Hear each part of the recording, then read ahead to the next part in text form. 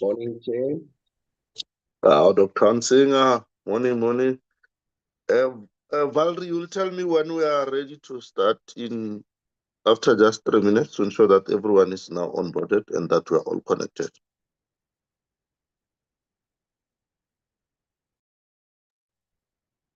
Morning, Chair. I am still waiting for the delegation from the Road Accident Fund. Some of the people that were on the list, and there are currently 4 members online. It's fine. Kindly liaise with them, and when we are ready, you will alert us. Is that fine?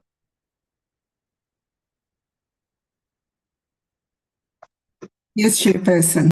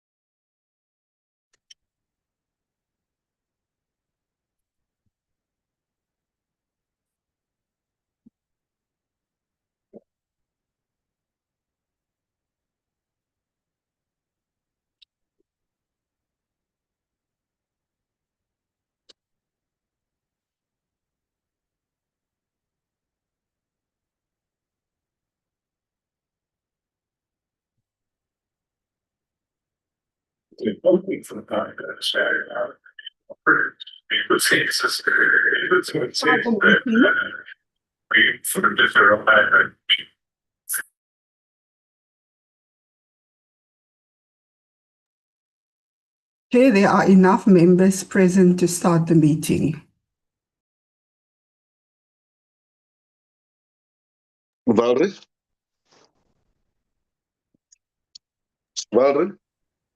Yes, Chair, there are now enough members to start the meeting, and I've seen the Road Accident Fund is online. Okay, if we can now project the agenda.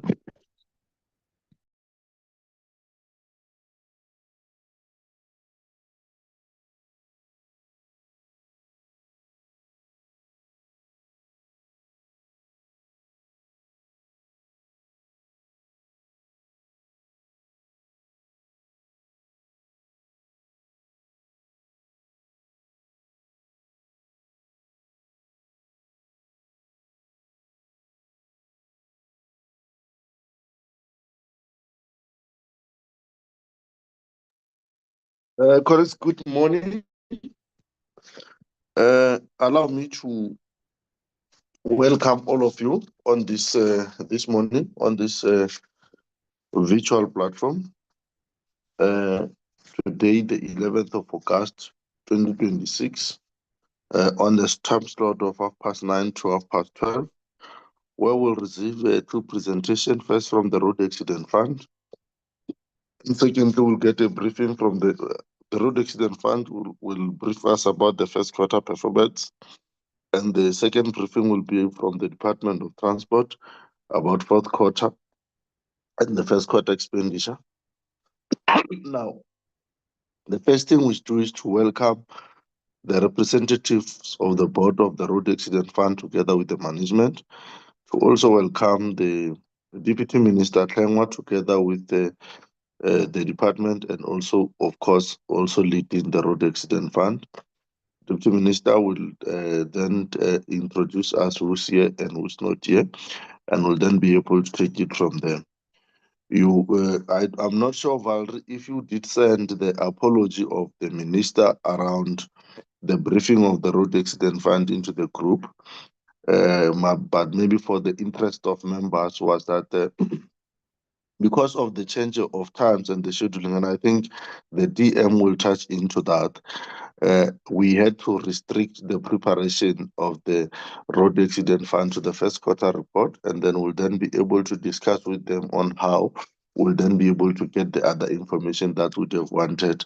And this is because our alignment in terms of time preparations had not been very uh, helpful to both of us and the department, and therefore ended up putting the entities in a situation where they must prepare a huge information in a short space of time. You will remember that our program wouldn't have had RAF on this day. And when we're shifting the AXA and we're shifting Transnet, we ended up in a situation where we said the RAF must come and must come now.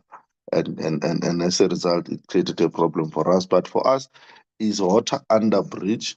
It's a matter that we'll then be able to take on ourselves with the committee on how best we can realign moving forward, because this has slightly tempered with our program on how we would have wanted to handle it.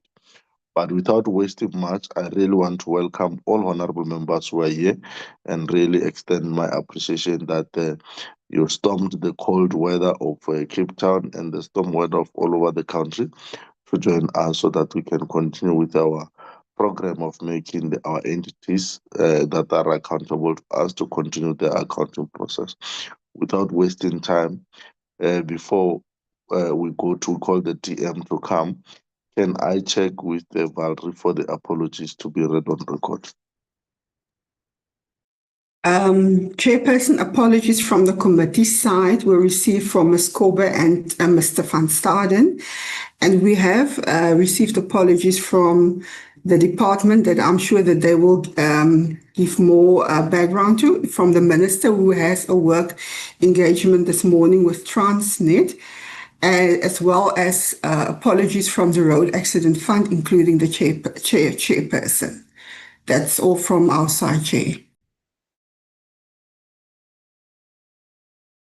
Okay, and then DM, if you come in and also take us through your apologies and introduce the team that is here. Thank you very much, Honorable Chairperson and Honorable members, and to all the colleagues on the platform. Chair, I would like to start off with a personal apology.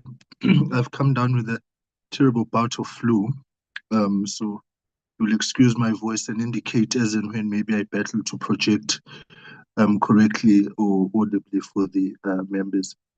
Yes, Chair, I'll start off with the apology of the Honorable Minister. She is this morning engaged with Transnet and our stakeholders around Cape Town on matters related to the terminals and the farmers and the citrus producers, as you know, the ongoing work that we are doing there. Secondly, Chair, is as you've indicated, the changes to the program have somewhat put us in a jiffy. And we do not have the full complement of the board this morning. I am aware that board member Janji is online, and the acting CEO is also present with the executives. And from the department side, I know that the DG, acting DG is here and will of course be mainly focused on the 25-26 fourth quarter and 26-7 first quarter expenditures, and that there is the acting DG for roads whom colleagues would have met last week. So Chair, that is just generally who is here, and along the lines of the amendments to the program, and not wanting to not comply, we deemed it best that we do have a delegation that would be present this morning to be able to take the colleagues of the portfolio committee through the material matters that are stated on the agenda. So, Chair, that is who we are here. We are in your hands as to when we could start and present to yourselves and then field your questions. DM, thanks very much. Can I check with honorable members if there is any other apology that we may have missed so that is read to record? In case there is none, you can lay a basis for discussion and to take a presentation, Honorable Deputy Minister. Thank you, Chair. Maybe on a lighter note, I would want to congratulate Honorable Ghana and all the Orlando Pirates fans for a very good weekend, and I'll leave it at that, Chairperson, and not reflect on other aspects of this previous weekend. Point of order, Chair. Point of order. We really I appreciate. withdraw, We Chair. really appreciate. We really appreciate. We really appreciate as Pirate supporters. Thank you, Chair. Chair, on a serious note, before we proceed with our matters, I would like to once again draw the attention of all road users to the inclement weather conditions that we are experiencing on South African roads during this time, and request that they check the regular updates that are being issued by the relevant provincial authorities, municipalities, and the Road Traffic Management Corporation, the RTMC, particularly on routes in KwaZulu-Natal and the Eastern Cape, as the snow continues to be a reality on our roads. We call for South Africans who are needing to use those routes to only travel if it is absolutely necessary, to check the regular updates and to make sure that they time their travel accordingly so that they can be able to stop in safe places should the need arise to do so. We continue to collaborate across the three spheres of government on the pooling and sharing of resources and the dispensation of information. And we really call on everybody at this time to be safe. And as I've indicated, Chair, only for absolutely necessary travel. And they can actually check the updates which are available on all our social media platforms of the Department of Transport, the provincial departments, the RTMC, amongst others, so X or Twitter, Facebook, amongst others, and the websites, obviously, which have got this information.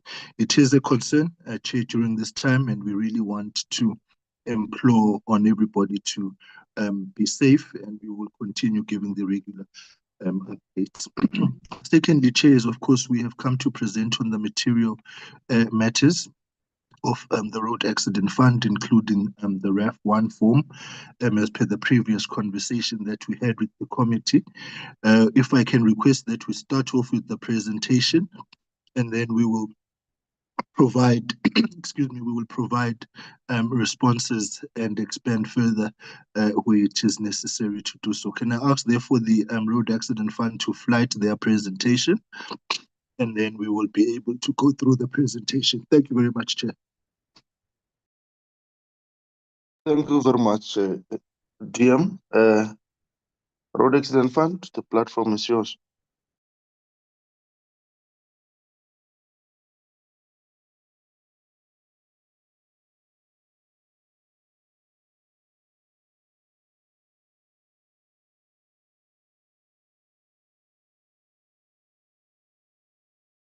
Mugeti, Company Secretary, can you ensure that we're able to fly to get the sharing rights?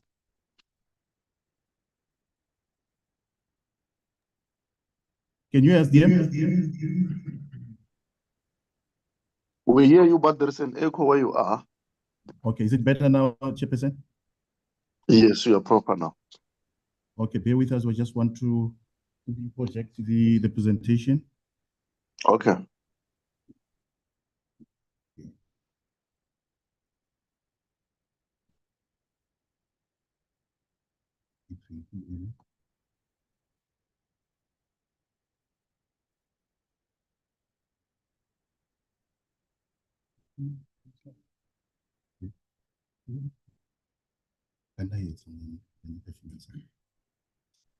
So, DM and the Chairperson, can you see the presentation? Yes, it's Yes. up, but you're on slide 6. Okay. All right, there you go. All right, Ref, please start presenting. Let's be mindful of the committee's time, please. Thank you.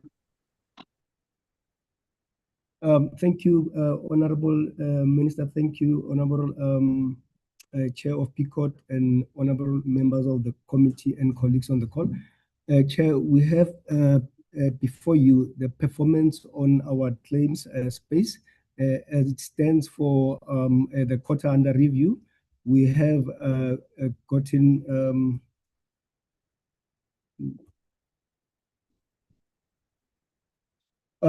in terms of our claim administration, honorable members, we have found it necessary that we take you through how our journey looks like so that the numbers of how the claims have performed can be appreciated with the context within which we operate in the space.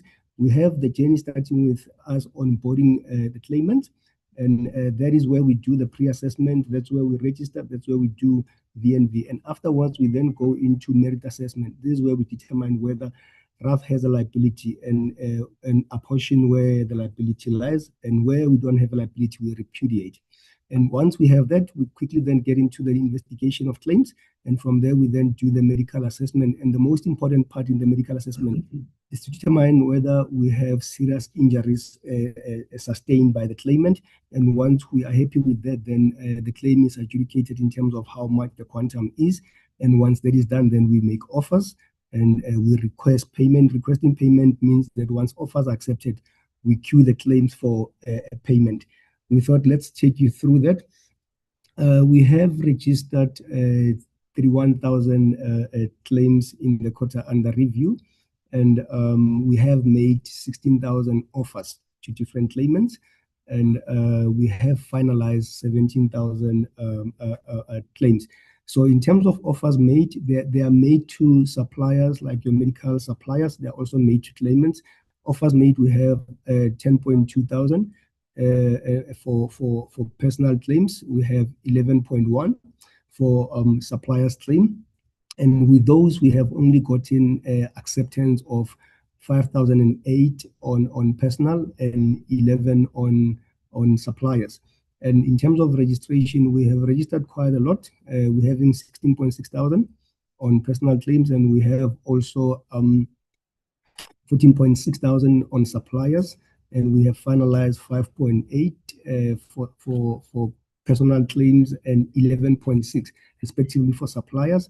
For those where we could not find RAF being liable, in terms of personal claims, we have repudiated 1.3 thousand, and we have also repudiated the same for suppliers to the extent of 600. The important part to share is that these particular claims, not all of them are fully concluded. And those that are not concluded, we refer to them as net open claims. And we're having a total of 301,000 claims. And 84% of those are actually on personal claims, and while the balance would be for supplier claims.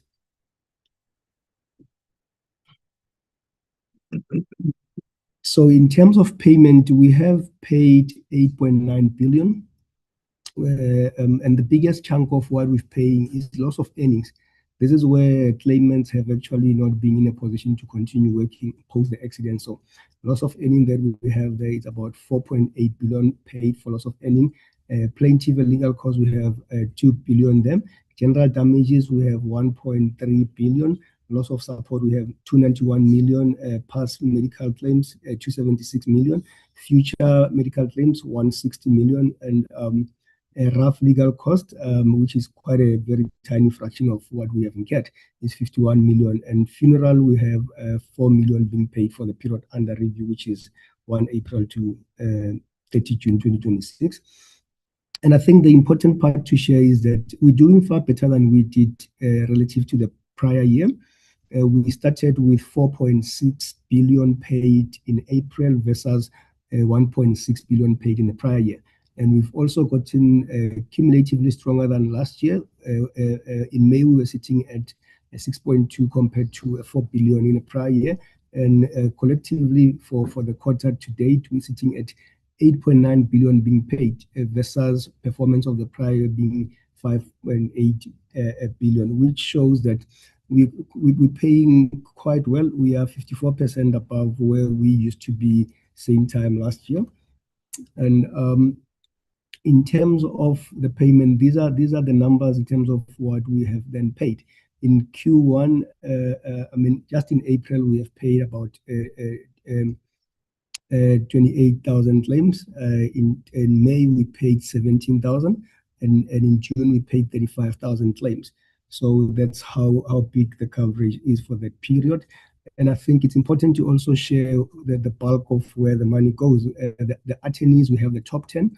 The top 3 will be 225 million paid to Brolio, 167 million being paid to Gernel, and 164 being paid to Franz Sketzer. And going down to the lowest, we have 96 million being paid to Underoff Incorporate, and we have also 88 being paid to Adams and Adams, and we have Impella and Associate at 83 million. So that's a range of the top 3 and the lowest 3 in the top 10 of the attorneys that we have paid, and all of them have been covered in the quarter under review.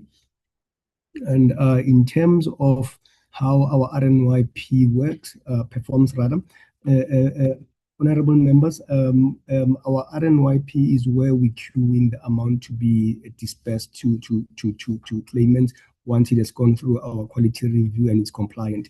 We opened the quarter, which is effectively closing balance of last year, at 18.6 billion.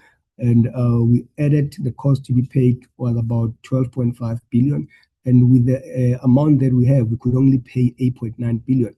And I think that then closed the quarter with 22 billion.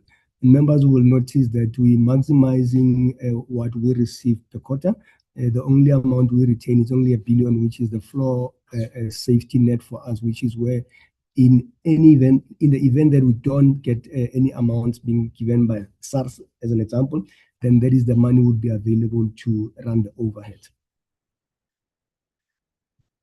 And in terms of how we performed in response to the emergence of RAF 1 form judgment, we have received 62,000 claims, and 59,000 of it, which is the 95% of the quantum, it's personal claims. And of those, we have registered 51%, which is 30,000 claims.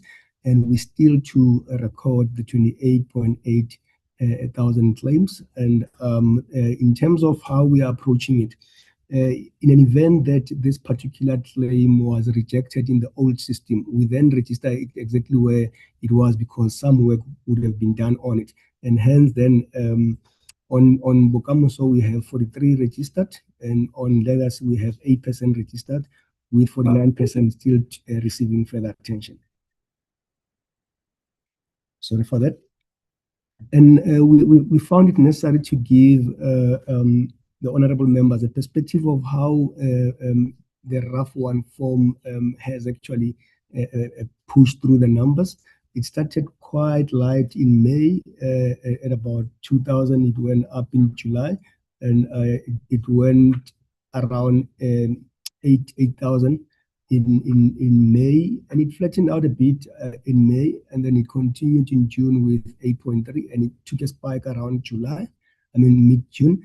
And in terms of how we are forecasting it, we're estimating that we're going to get about 159,000 claims by the time we get to September, which is the cutoff for the resubmission of the matters which were rejected due to RAF 1 form. I think I've spoken to the intake. In terms of how we're handling the intake, it's quite heavy in that it comes over and above the claims that we would have received in a day. So to make sure that we are able to stay in a position to administer this, we have then made available additional resources. We have commissioned overtime, and we have also reorganized staff so that colleagues are able to then reprioritize now that this is actually putting a strain on the system. And further to that, we have made sure that we have available IT and systems fixes in the event that we have challenges. And what it means here is that Bokamoso in itself had to be reconfigured to match squarely the requirements of RAF 1 form. So those are interventions that we have put in place, and we continue to look for opportunities to make continuous improvement in how we're handling it, noting that we need to be done with everything by 30 September. In terms of the judgment, we were required to do quite a number of things. We were required to flight this on the media, which we have done the necessary online adverts. We have then attended this through regional radio stations. We have also made sure that there is coverage on a number of newspapers, to cite a few: Citizen, Sowetan, Mail and Guardian. And we are also making the same notifications to claimants to understand that the door has been opened through social and digital media. And we still have some upcoming placement, because we're doing this in installments. We have those which will take place on community radio in August, and those that will be taking place on the outer part of August on community newspapers. So in terms of the default judgment, we are sitting at 1,007 default judgment in terms of what we have identified. And one would wonder, why do we have default judgment? We have then taken a deep stick into what really drives the environment as it relates to default judgment. We have then noted that we have been having a fragmented Simon intake process. There has been tight procedural deadlines, which we then had to deal with. And there's also been limited, post-judgment follow-ups that have been taking place. What we have then since did, we have put together some interventions which are enabling us to deal with at different points in the value chain. I'm gonna quickly go through this. So in terms of how we've handled the assignments, members would appreciate that we have defended about 98% of those that we have, and 58 are on the trial, and 76 is then being successfully handled through a mediation process. So 2.2 thousand have been out of that trial have been settled, with the balance being the default of 17. And we then having matters still being held on trial to the range of 820, and postponement to the point of 1.2 thousand. And the important part to note is that these are heavily anchored around Gauteng. 99% of the defaults are largely driven from Gauteng, and maybe it's because of the design. Gauteng being the combination of Pretoria and Joburg, that's where we're getting the bulk of our matters in a form of claims, and then also the equivalent of the trigger coming from litigations would be in the same equivalent from the legal point of view. And I think that is the important part to highlight on that particular slide. And in terms of the work that's being done to make sure that RAV gradually gets itself out of default judgment space, we have since obtained access for Court Online. The work is in progress. And why do we do that? We want to be able to, as early as possible, be aware of legal matters that would require our response. We have since also augmented our state attorney with a hybrid model. What it means is that we are now having a defense team that's going to take an overflow from the state attorney to make sure that we respond timely and correctly. As it stands, the ratio, I think it's about 6,000 per state attorney member, which is very heavy. And with the hybrid model, we'll be able to bring that down, and we were looking at a targeted ratio of about 600 matters per state attorney in future when the burden has then subsided. And we have also augmented our legal management system. Rather, we are in the process of augmenting it so that it also gives us a deadlines alert, and it's integrated with tracking so that we can be aware of all the matters and we can put our finger on the pulse in terms of where these legal matters are. And we have also commissioned proactively a mediation process strengthened by Rule 41A mediation and early resolution sampling of eligible matters. This process too is in progress. What is intended to do is intended to make sure that we are responsive to legal matters that are triggered by claims that we have in the environment. And we further implemented integrated claims and legal strategy. What it means is that we want to proactively identify on the claims value chain matters that are going to trigger litigation and make sure that in the event that a litigation is triggered, we are able to then get the legal team to respond to it, as opposed to the prior model of waiting for everything to be done, then we get reactive to it.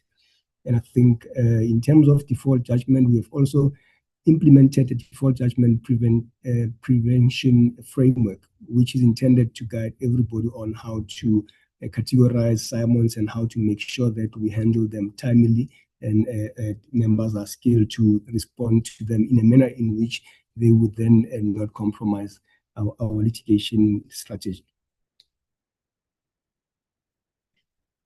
And just to share, in terms of the mediation outcome, we have gotten a 76% success rate on matters which were referred to mediation. And the important point to note is that this is relieving our courts, because once we take matters through mediation, then they don't necessarily need to serve at the court, and then the courts are getting a relief from it.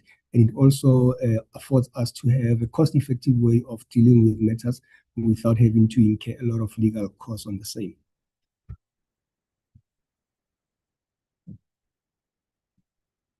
I think I have spoken to the integrated litigation and claims management system. The other part that we have also dealt with, we have taken a view of where we've been having problems with the structure. We've been having quite a hefty vacancy rate, and I think good to mention is that we have brought down the vacancy rate from 57 to 40%.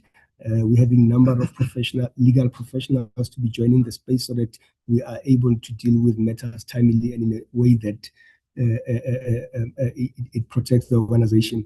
We've made about 47 offers. 10 of the members are still going through interview, and we are also having 4 being shortlisted. That overall it's split between 17 professional and 44 support members who are being recruited to join the legal team and make sure that we are solidified on that front.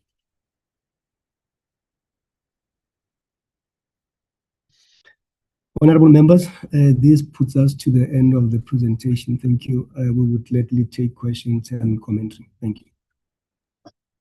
Chair, thank you very much. If I may just ask to just one maybe broader explanation I would like to provide. If we can go back to the slide on lawyers.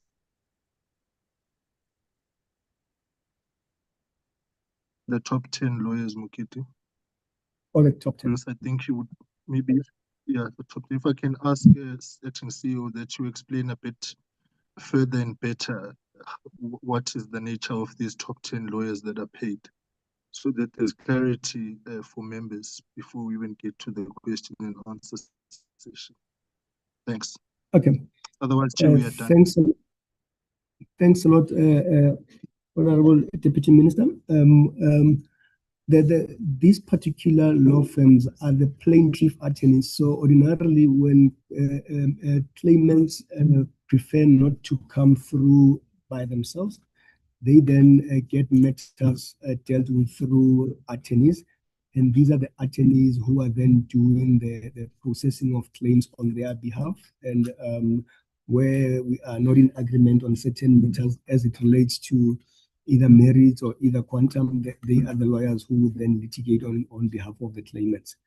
I hope that completes the picture, Deputy Minister. Thank you very much, Chairperson. I'm over to you. Thank you very much. Honorable GM and the acting CEO, thanks very much for the brief. I'm going to allow honorable members to come in on comment and questions. We are very mindful of the fact that, like you indicated when you started, there is certain information that may not have been in a good position to provide immediately. We'll guide on how we must get that information as we be drawn to a close on the discussion. But for now, let's allow honorable members to come in, comment, and ask questions. Honorable members.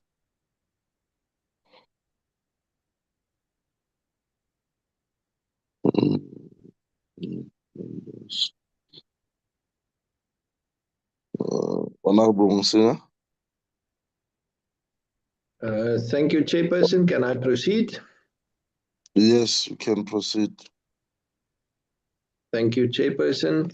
Thank you very much for the presentation to the team of the Road Accident Fund and also to the specific presenter.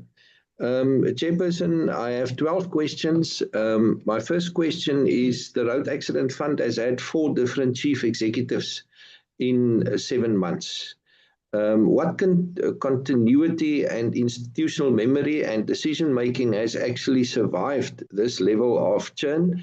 And when precisely will Cabinet finalize a permanent CEO and board so this instability basically ends?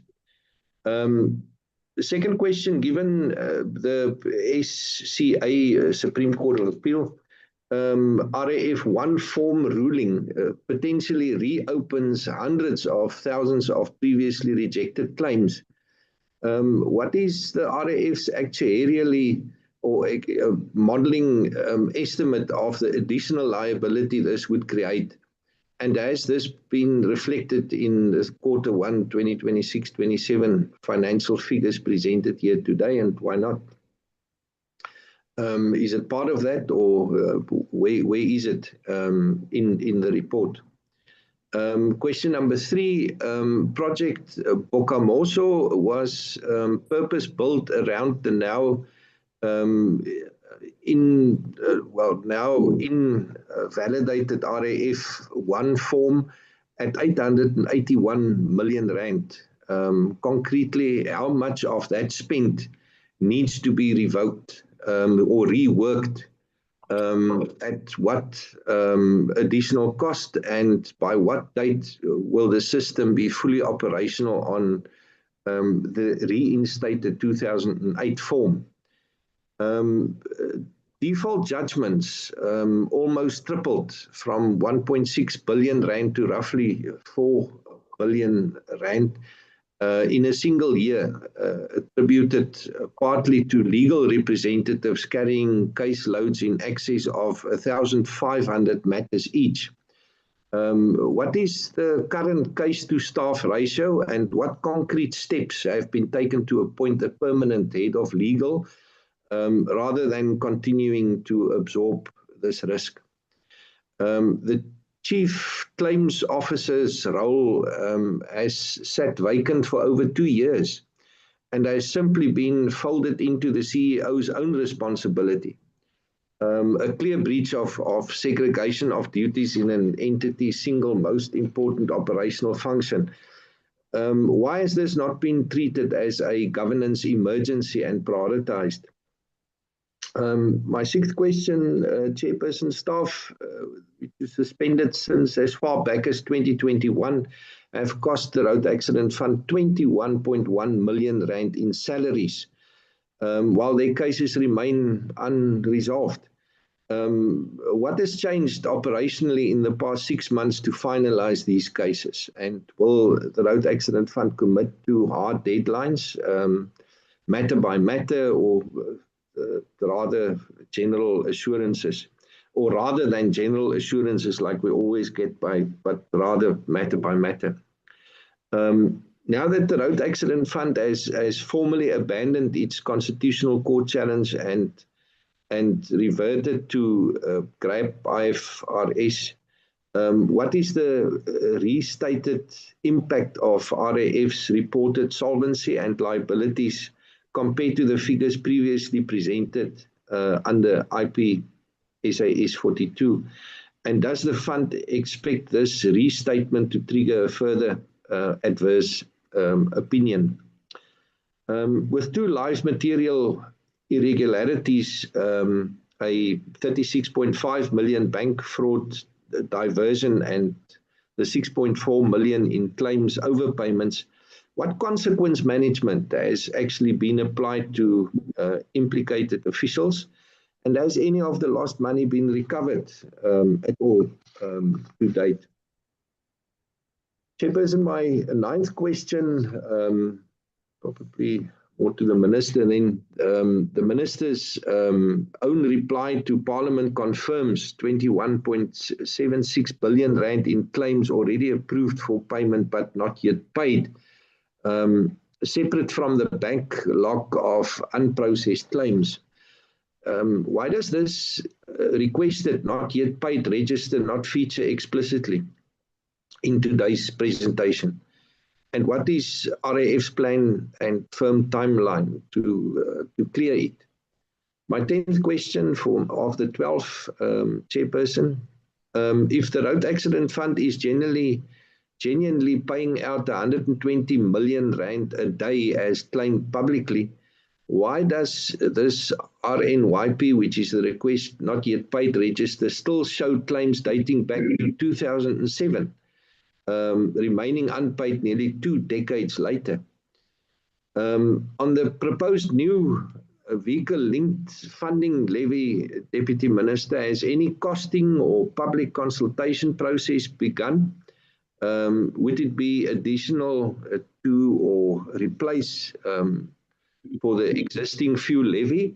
And when can this committee expect to see a proper business case following the announcement?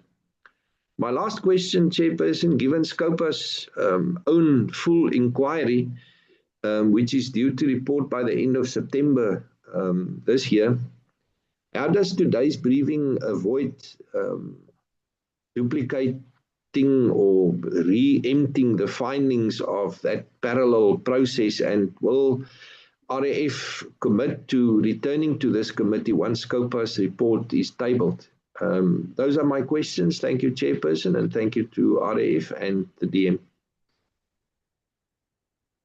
Thanks very much, Honorable Dr. Onsina. Honorable Ghana, you'll be followed by Honorable Vilakazi.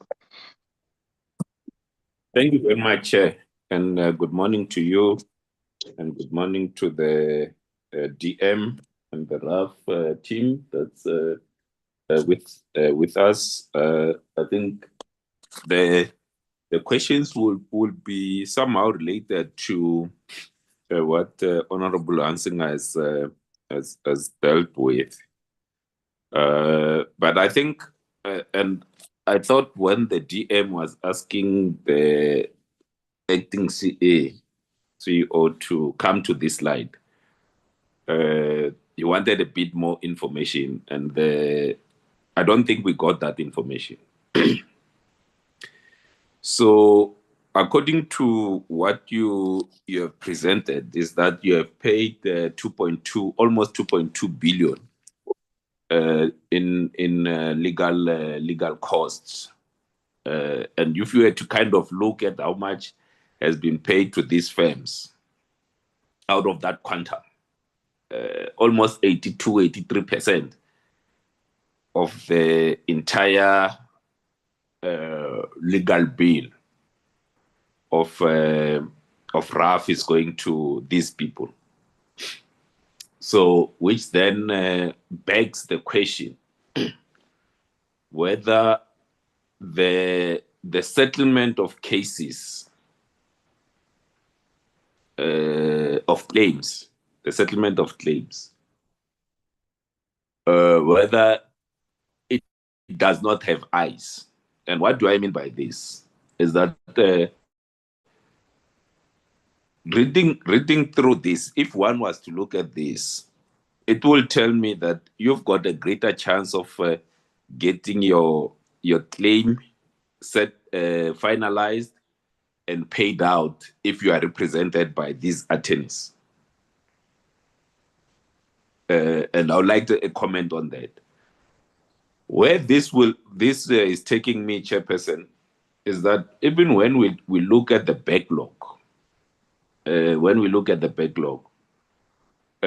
we then look and say, which are these cases that are being dealt with by the law firms and the ones that end up being settled or paid out, it will make for a very interesting reading in terms of the age analysis of the cases, because one of the things that it's not clear is that out of the 17,000 that was settled in the court under review, what is the age analysis of those matters?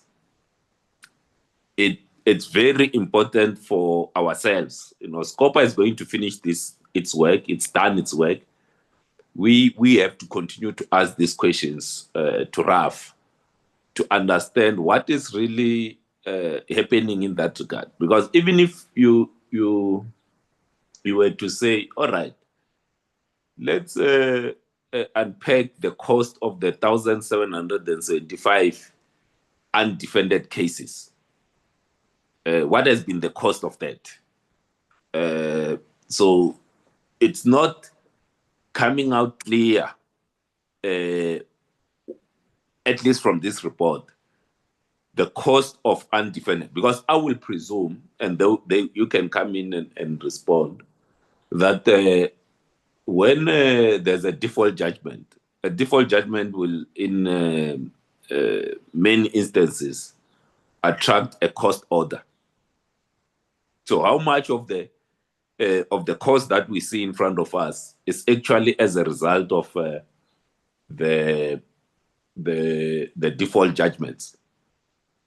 And linked to that, the rate at which RAF is appointing lawyers, because we need to accept that RAF, most of its work and most of its expenses is actually taken by lawyers. So RAF needs to have a very, very strong legal unit. Almost if you kind of think of it in terms of the number of accountants and auditors that the Auditor General has, I will think that with these kind of monies that are being spent on legal fees, legal costs, default judgments, then the legal unit of RAF needs to be much bigger than it is right now. And if we were to then say, the cost of not defending these over 1,700 cases is X, and if we were to appoint lawyers on a full-time basis, in the same way that the AG has got auditors, has got accountants, has got all kinds of skilled personnel in there, what is not coming clear from this, even on the plan to deal with default judgment? Actually, there's nothing that has been said in that respect. So one would like to understand the real plan to deal with the default judgment, the cost to the committee, to RAF. If in a quarter we've got 1,700 default judgments, what has been the cost, the legal cost associated with it? I think the issues around the RAF 1 and the reverting back, I think once we have closed or the 30th of September has come, there needs to be some kind of analysis that is undertaken to fully understand the extent. The final one, Chair, which links maybe to the second, around the age analysis. If there's one conversation that we need to have for the next meeting, it might not be for today, Chair, but we do need to have a follow-up meeting very soon.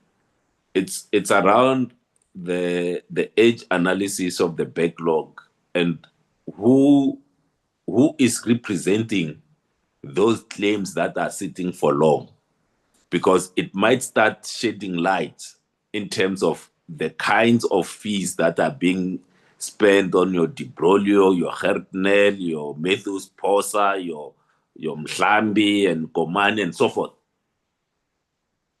which then links to say, but if most of the cases are going to Johannesburg and Pretoria, it does look to me, Chair, that the court of choice, or where you are likely to get your claim settled and paid out, it's if you then take the matters to Johannesburg and Pretoria. Maybe a bit of checking that are the cases that are enrolled in your Pretoria and Johannesburg, those that will have happened within the borders of Gauteng, or they are now taking on matters that are outside of Gauteng. This is just for me to understand, so that when we come back with the age analysis, we can start going a bit deeper to understand what is happening. Thanks very much. Thank you for that insight, Honorable Ghana. Honorable Vilakazi. Thank you, Chair. And with your permission, Chair, if I may keep my camera off just for reasons of bandwidth. Firstly, I just wish to acknowledge and show respect to the excellent opening of the Deputy Minister to this meeting, the Honorable Deputy Minister, pointing out the excellent performance of what is really a state institution. It's important that as the Department of Transport, we acknowledge that if the happy people are doing well, research has shown that happy people use roads safely. And so acknowledging such good performance as we saw on the weekend contributes to making our roads safer and rough, hopefully not having to work as hard. Chair, we're being abused in your meeting, Chair. We're being abused. So with that said, Chair, let me You're get straight in. protected, Honorable Kosi. You're protected. You're protected. We shall not bother to inquire about the affiliations of certain other members of this committee or attendees of this meeting, Chair. But let me get straight into my questions.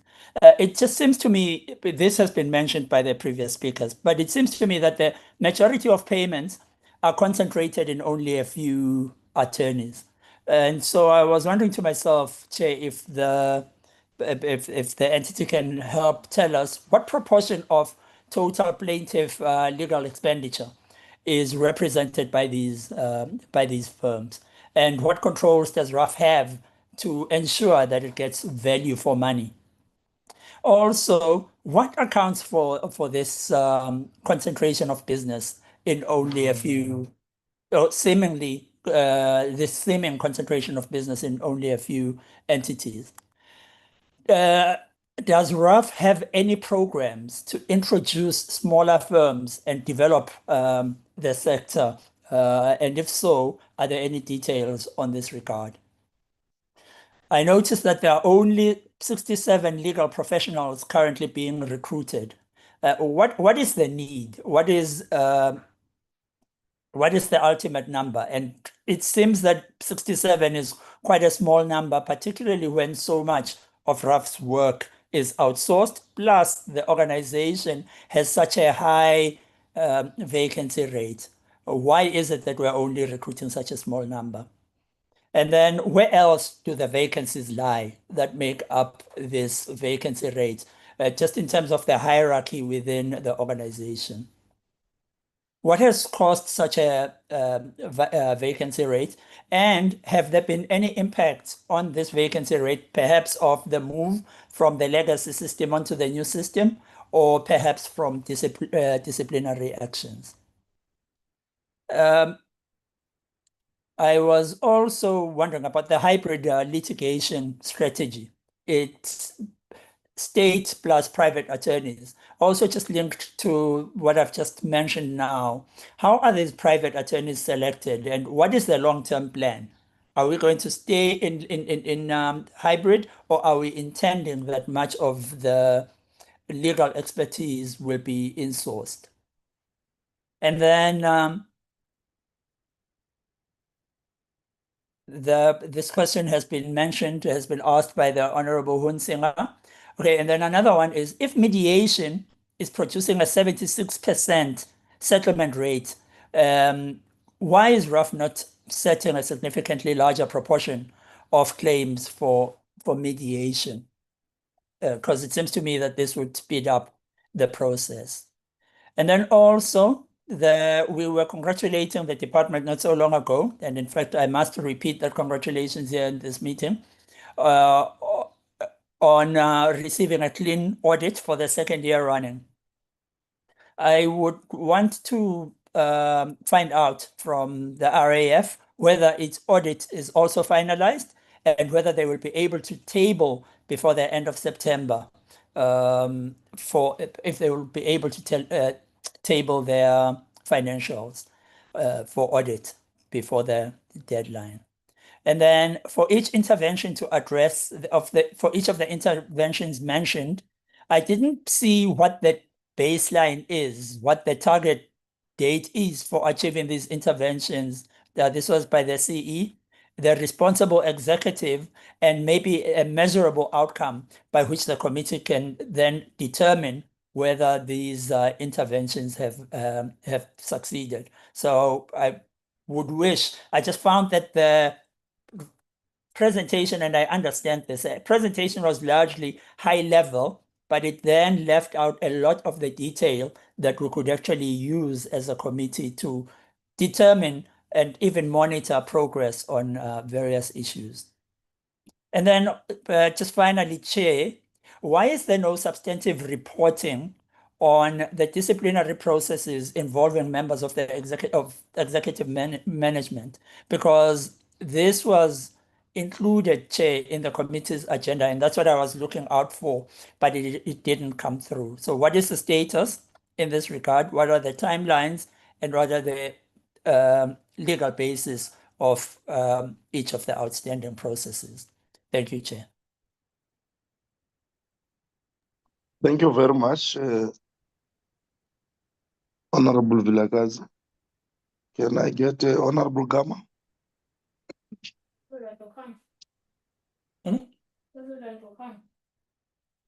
Honorable Gama? Honorable Vilakazi, if you can mute, we don't want to hear the conversation at the back.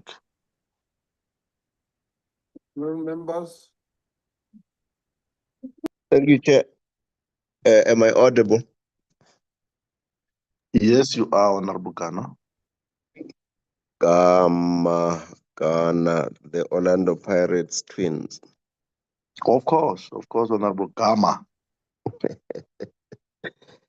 Thank you very much, Chair, and thank you very much for the presentation. Mine is perhaps to the Minister, Deputy Minister. I understand that you are at an advanced stage of hiring a new CEO and also coming up with a new board. If maybe you could just indicate to us what are the timelines by when we would expect this, because I think the level of instability is also a huge problem, but also the department needs to look at perhaps recapitalizing the road accident fund, given some of the litigation that it has lost, and having been forced to reopen the Ref 1 form and look at claims that it thought it had successfully deflected. Is there some discussion within the department and the National Treasury around recapitalizing the road accident fund going forward? The other issue that I think needs to be looked at is the whole notion of the claims by the illegal foreigners, and whether or not there ought to be legislation that is tabled before Parliament that could deal with some of these issues where RAF does not have to have contingent liabilities or exposure related to what I term people who could be here illegally, but then claiming from the fund.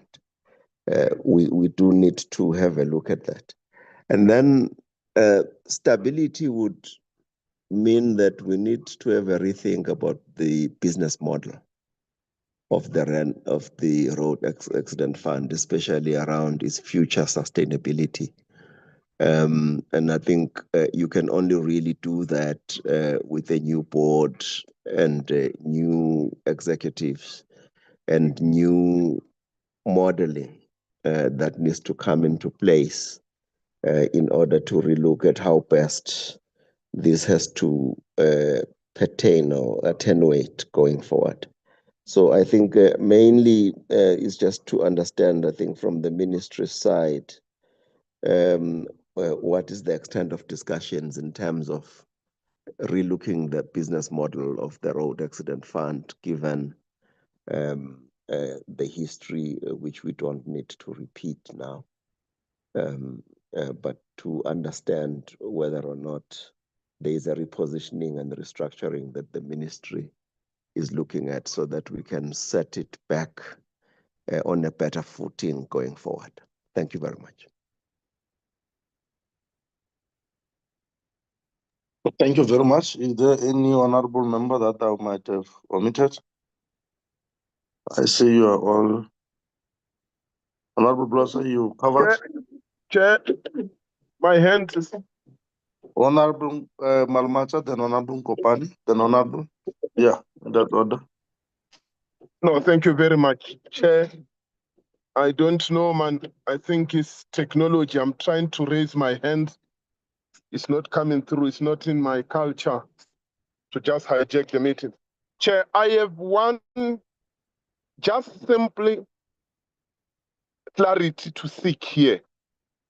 Because sometimes we spend much dealing with what is written, only to find out what is written vis-a-vis what is on the ground. It's not necessarily aligning and talking one and the same message. For too long, Chair, I have bringing some examples, cases. And these cases, I was bringing them because I was getting these complaints from the PCOs. I have spoken to this entity and say, if for an example, an institution has done work with you, you are not paying them in time for whatever reason, are you of consideration that it's not about that particular individual as a claimant of that particular institution? Instead, you are killing small businesses. You see, the issue here is about how do you deal with those that you gave them certain service to render. After render that particular service, with your way of changing management, end up getting into them, where at the end of the day, it affects those who are reliant entirely in that particular institution. And now, a lot of people are losing jobs. The very same entity that one or another it has to assist. I'm trying to deviate, Honorable Chair, from the point of talking about individual claimants. I'm talking about the service providers who are giving us a lot of complaints of them not being catered for.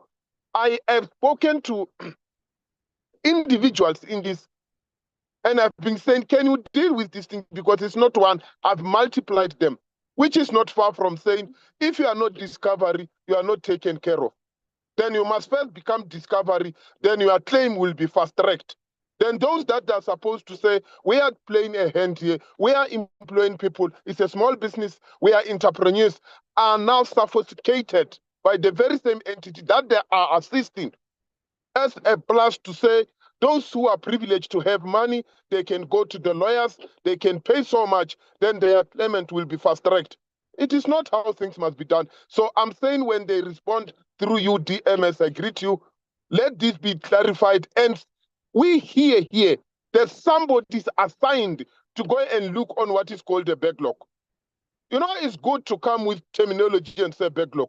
Then it's backlog for how long? Then who is in the backlog? From the backlog, how far are we to finish the backlog? Because here is not like giving houses. Here is about life. When you say a backlog, You mean people who are supposed to get something to can live longer. Here you have terminated their lives because of what is called backlog. Chair, thank you so much.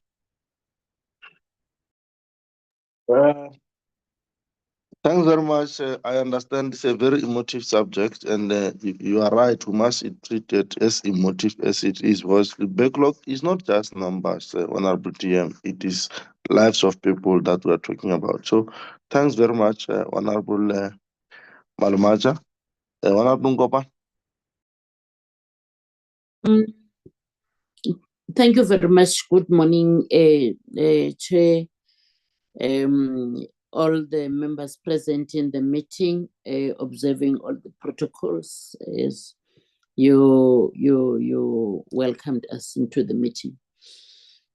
Honorable Chair, a number of issues have been touched by my colleagues. The last one that I'm left with, it starts from the commitment, because now we're given a certain report out of the report that we expected. So this is a financial year report, excluding the outstanding one that is promised to be sent to us immediately after it's been concluded. Can I get the time frames of getting that report? Because it's very important. People are looking at us and also expecting that we deliver as promised. The second one, Chair, the last one now, the last. I'm looking at the top 10 legal institutions, these attorneys and all that are claiming,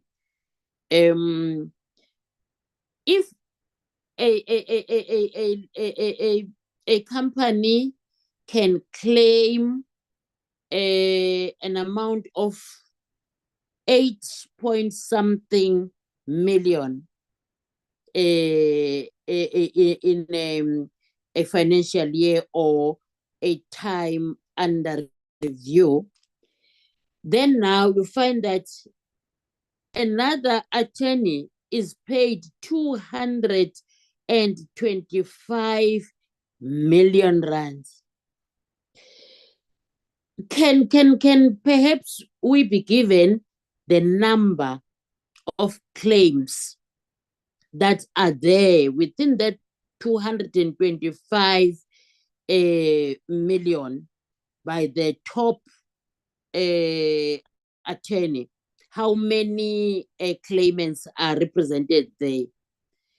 And also even these other ones, the 130-something million, 160-something million, how many claimants are represented there? Thank you, Chair.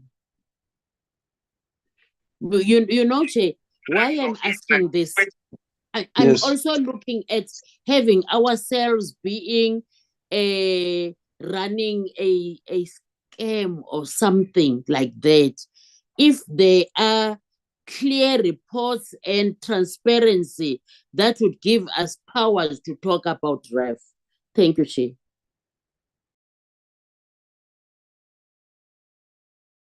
Thank you very much. Did I recognize you, Honorable Blosser, or you are covered?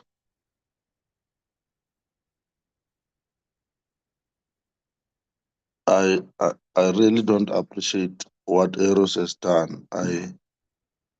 I know Honorable Blosser to be very vocal, especially on rough matters, but I'm so sorry, GM, with what Eros has done over the weekend, but nonetheless, let's proceed. Colleagues from the department, you and from RAF, you hear the concern around first about these top tier companies that we are paying, of the legal firms that we are actually paying, and the concern around them. And I think you'll have to come in there and make us at comfort that in prioritizing them in whatever process, because perhaps one of the things that we may want to know as we move forward is the distribution of payment per province. I know you may not have it now, but it's something that you may have to look at, because honorable members are right. You see, we sit here, you tell us figures, it's fine, you are paying top 10 company, legal firms, so forth, it's fine.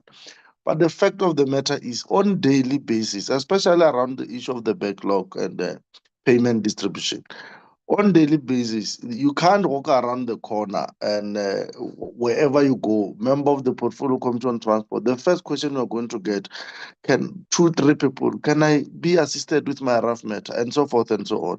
So you may have to take us to confidence around this distribution, how you are doing it, but also around the age analysis of the debt, which Honorable Ghana and Honorable Malamacha stood on.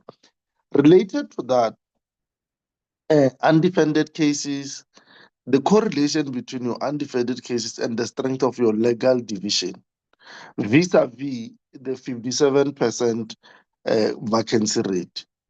When you are at 57, it means the field vacancies is 43% of your total structure. It means that how with all these challenges that you are in, cases not defended and all that, how do you operate and how do you intend to turn this thing around? Because, and of course, with timelines, I don't think you may be able to present the answer here now, but you may have to think how you're going to deal with this and provide the necessary timelines, because and at least at what rate of vacancy you would say you perform optimally. You'll have to come to that and answer us on that.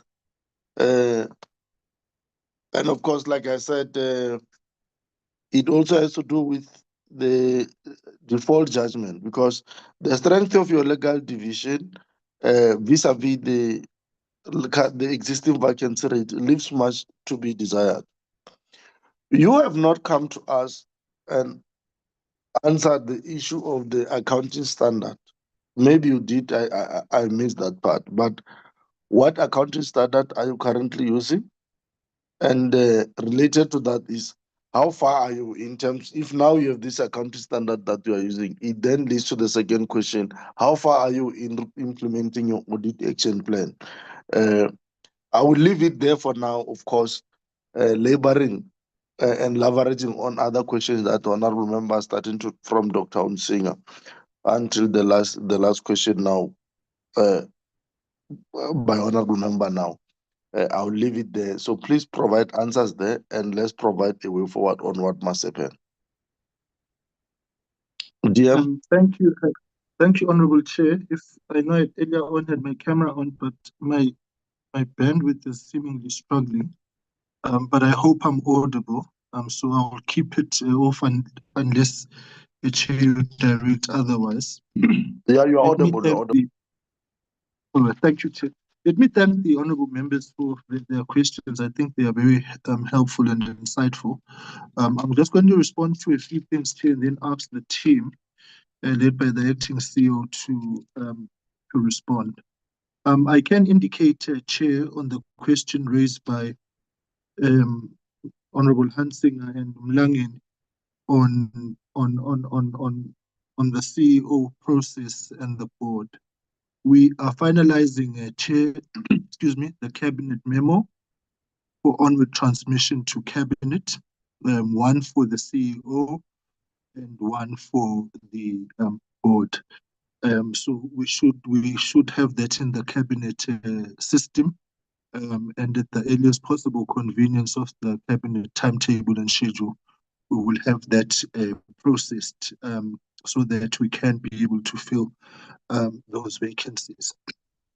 Secondly, on the cost-benefit analysis that Honourable Hansinger asks about, that is also being finalized insofar as the emerging risks are concerned around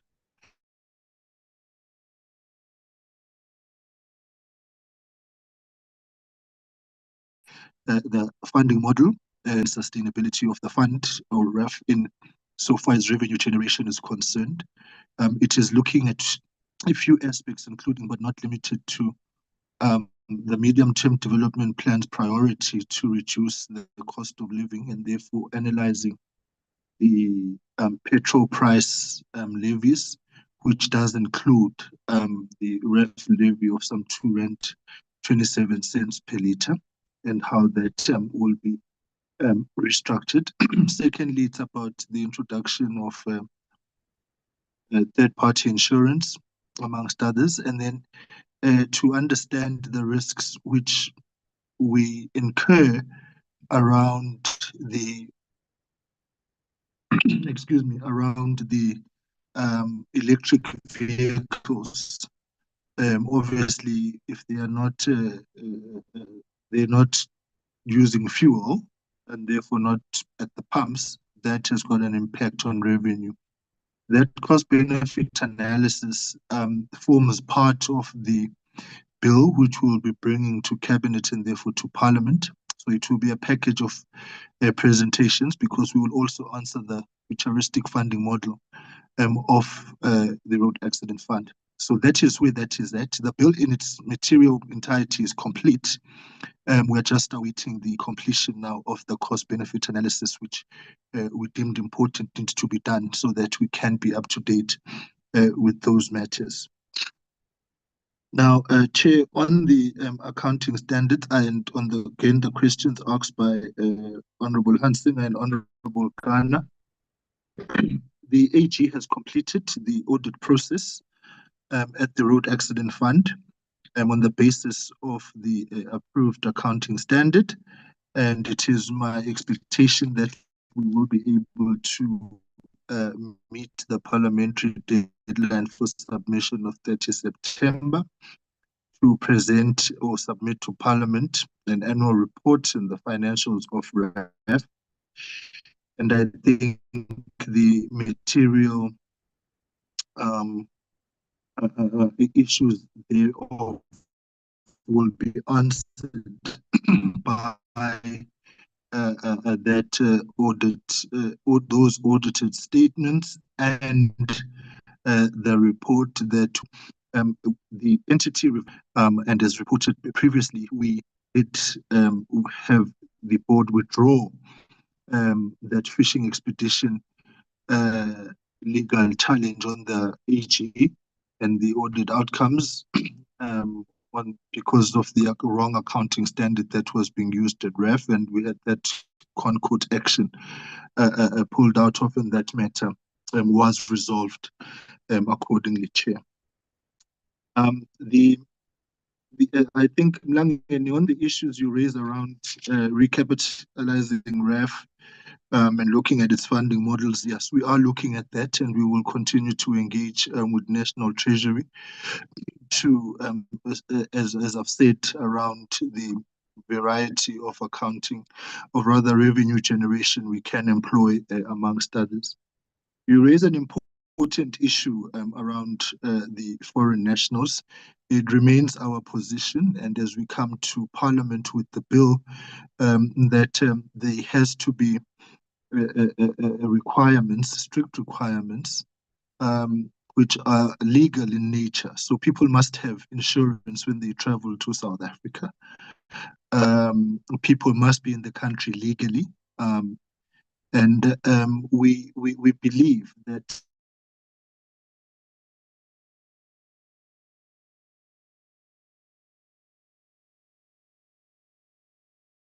illegal nationals in the country. I can hear you, Chair. Can you hear me? You were gone, but we can hear you now. If you can repeat. So I was. We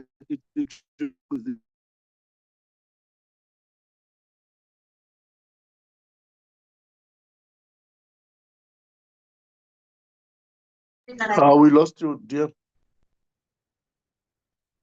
Dear. Travel to South Africa, and this is part of the broader visa reforms that we yes, sir. I can hear you on my side. Yeah, we keep on losing you. I don't know what's happening, but you can summarize here. Yeah, so Chair, as I'm saying, that matter of the foreign illegal nationals is receiving attention. Lastly, let me agree with the Honourable Malmacha on the key issue of the backlog, that it is lives And that is why there's a heightened focus on the fund to deal with the backlog and the community outreach projects of making sure that we go out to communities. This week we'll be in Kokstad on Friday because of the high concentration of incomplete claims.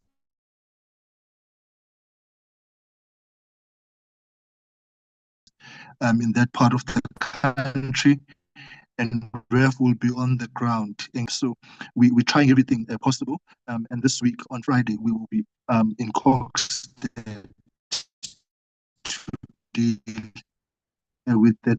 This is following an ongoing roads on the ground, boots on the ground by REF to engage and actually complete and finalize.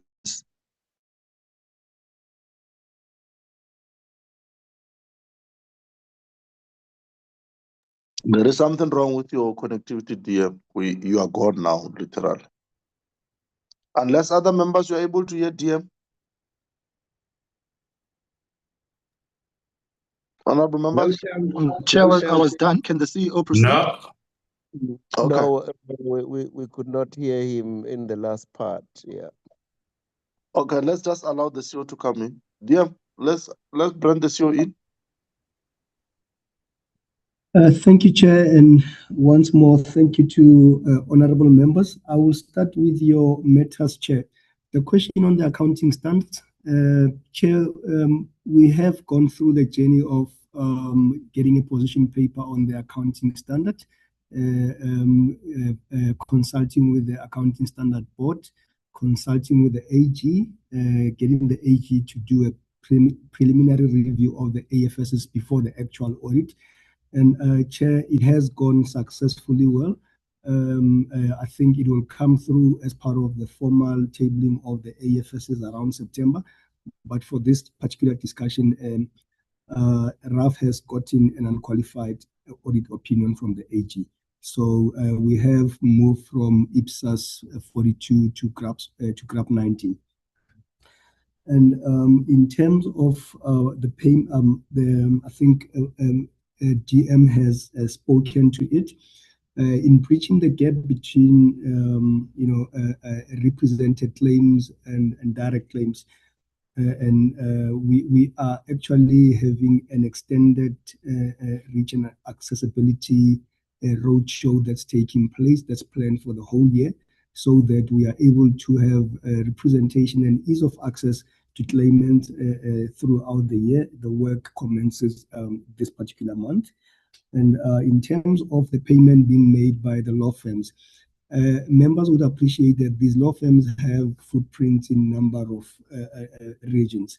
So effectively, they are not necessarily ring-fenced around Gauteng. They do also have in other places, which means provincially, claimants are still getting service where they choose to use the firms. And moving to a question asked by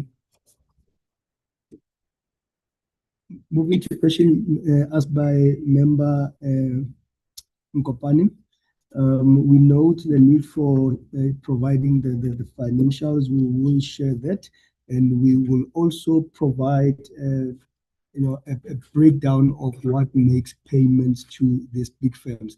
But important to mention is that there are multiple number of claims that are held or represented by each of these attorneys, which in the breakdown we will definitely provide. And in terms of the comments and sentiments shared by Honorable Malimecha, we have a backlog eradication project. Members would appreciate that the backlog is very historic. It probably has some decades to it. And we found necessary that we should commission a deliberate effort around dealing with this. There is a backlog eradication project. It has a business case. We are starting with the first tranche of professionals that will be looking into it. The adverts have been put to market, responses have been received, and the colleagues are then processing the recruitment on that front. So we are deliberately separating backlog from normal handling of claims, with a view that over time we get to a point where attention is purely on new claims. But because these matters are historic and it's quite a big tranche, we have then reinforced it as a project so that in about a medium term we should be able to deal with it, in a conclusive way. At stands, we are targeting to do mainly Pretoria as a starting point, so that we can then draw the lessons out of it and roll it forward to other regional offices. And in terms of payment to medical suppliers, we appreciate the pressures around that. Some of the transactions have history. There are instances where some medical services were conducted without prior approval from RAF or from the panel of attorneys that was used at the time.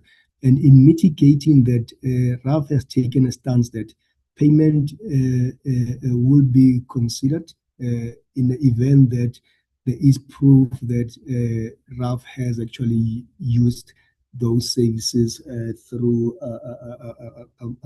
its claim processing space. And the length of time, it varies. We target to work in about 30 days. It varies from complexity of matters. It varies also according to history of the payments, but we are hard at work making sure that that the medical suppliers that support the claim processes and the claimants are actually being paid. And moving swiftly to Honorable Gam, I think most of the matters that have been put there were for the DM, timelines on the CEO and the board, recapitalization, legislation, handling foreign nationals, and business model for a sustainable RAF. I think those were, I'm just noting them. They have been responded to. And there were questions from Member Vilagazi. I think he wanted to find out if majority of, the commentary was that majority of payments are seemingly made to the firms, and to consider making sure that small firms are also being covered in the space. It's not a supplier, SCM type of an arrangement. Claimants decide which lawyers they would want to use to have their matters represented. And of course, the big ones don't necessarily have office only in Gauteng. They have offices across spaces, and maybe also on the issue of the mix of firms. Small firms too are being used by the claimants, and the relationship between the claimant and the firms, it's governed by power of attorney. So from that front, RAF doesn't have a space to participate except processing the claims and honoring what is being put forward. And in terms of the vacancy, important to mention is that under the leadership of the interim board and the interim EXCO, we have handled issues of having two operating structures. And to this point, we have moved. So the business at some point went through business restructuring, and the business restructuring resulted into the structure. The structure had vacancies that should then be filled to make sure that it's responsive to its litigation requirements. This work was in progress. So what we have then done to this point, we have made sure that placement takes place between the old and the new structure that has happened. And we are now, it has happened for corporate support. We are now in claims, and legal services is part of corporate support. And the rate has been mentioned, 56% of the 353 posts is where we are, but we are continuing to make sure that prioritized roles are being, certain roles are prioritized to be filled as quickly as possible. And the question asked was, how long will this take? This is a medium-term type of intervention. It's quite a hefty business case that was built to get to where we are. And its rollout, it's taking one step at a time in tranches, but we're looking at seeing the better picture around medium term. And in terms of the executive on suspension, the matters are receiving attention, and I think hearings and other similar engagements are scheduled between August and October, which I hope by then matters will be fully resolved. I think that that also, yeah, I think one part that I have been spoken to is the success rate on mediation, and why not maximizing it. We are piloting it. It started in Gauteng, and as we are getting the handle of it, it will then take some extensive rollout into other provinces over time. But for now, we want to solidify how it works and be comfortable with it. Of course, it has limits in terms of what the courts can also offer as professional mediators, and we're working with the courts to see how best we can maximize it, noting also their own capacity constraints as it relates to mediators. I think that then answers questions from Honorable Vilakazi. In terms of questions asked by Honorable Ghana, the cost of default judgment, we will rather ask to revert on that. We will make a submission on that. And the issue of why it appears that settlement are done, I mean, claims are processed largely through the plaintiff than direct claims. There's history to it. The direct claim strategy, I think we are still considering how best to do it, but in the meantime, the stopgap is the accessibility and ease of reach campaigns that we run to close the gap. But the formal and strong, longer horizon type of a strategy will come into place. And in terms of the plaintiffs, it's by preference that claimants goes to them. We have no control over, why a particular firm gets more numbers as compared to the other. It's purely the client, the claimant's part. One part that we need to share is that mitigations are in place in terms of dealing with the default judgment, because the question was, how much is that and what are we doing about it? What we are doing about it is we have put together a number of interventions, and to mention a few, there is a strategy to deal with the default judgment. And this strategy is called integrated strategy. So we have gone through trigger points on the claims part, and we have then made sure that there will be a rough response on every trigger that comes through. But that in itself would need a workforce that cannot necessarily be housed, because if we were to hire as much as we would want to hire, we are limited to how much we can afford in terms of properties, enablements such as laptops and so forth. So the approach was that we will balance, or we will rather complement state attorney model or state attorneys with a complementary defense team that would then take any overflow from their end, because they would be limited in terms of the ratio of matters per state attorney. And in terms of the age analysis,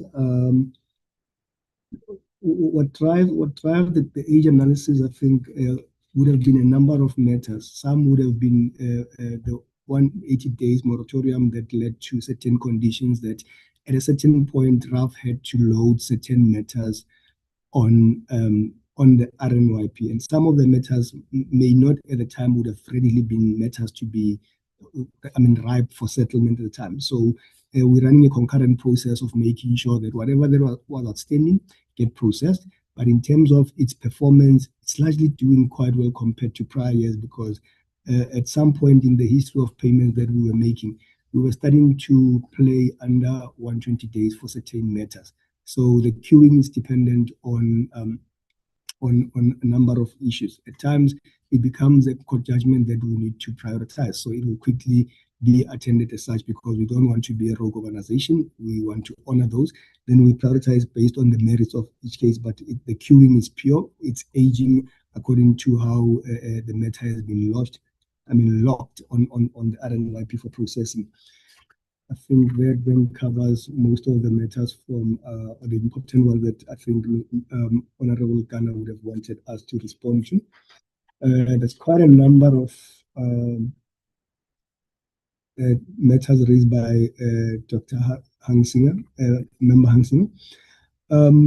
Noted the comment on the 4 CEOs in 1 year. We have made sure that we keep the business afloat. The work that needed to be done continues to be done, let alone the changes. The rough one form ruling, the impact on the financials, that has been done as part of the AG audit report. Engagements were held with the AG. Our actuarial team made necessary determination of what the liability is.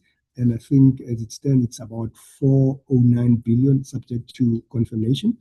It's about there. It's being determined, and the AG have found the determination to be fairly presented. So that's how we've dealt with it. And in terms of its implication in the ICMS was reconfigured immediately before implementation of this court judgment on RAF 1 form. So in essence, the system has been adapted to what would be necessary to use the RAF 1 form, so that there's continuity without any delay, because we have to honor the judgment. So we have since gotten that adapted correctly. And in terms of default judgment and the caseload on ratio of state attorneys versus the caseload, I have tried to respond to it as a matter of we have limit to, I think, about 240 state attorney members, 130 state attorney members, and we have complemented that by taking a complementary type of a panel approach to it. And the RFI is still in the market on that score, because we would not know what the cost is until we've gotten a sense of what the market would offer for that work. But the ideal is that we need to find a fair balance between what state attorneys can do and a fair balance between, the work that should be done to respond to our litigation workflow, which we are in the pursuit to get that settled as soon as possible. And in terms of head of legal, we have been to market, we have conducted interviews, but we could not find suitable candidates, and we are back in the market again to make sure that a head of legal post is closed. And we have been requested to prioritize and make sure that it closes as soon as possible. So we're targeting to have it done not later than, at least the recruitment commenced not later than end of August.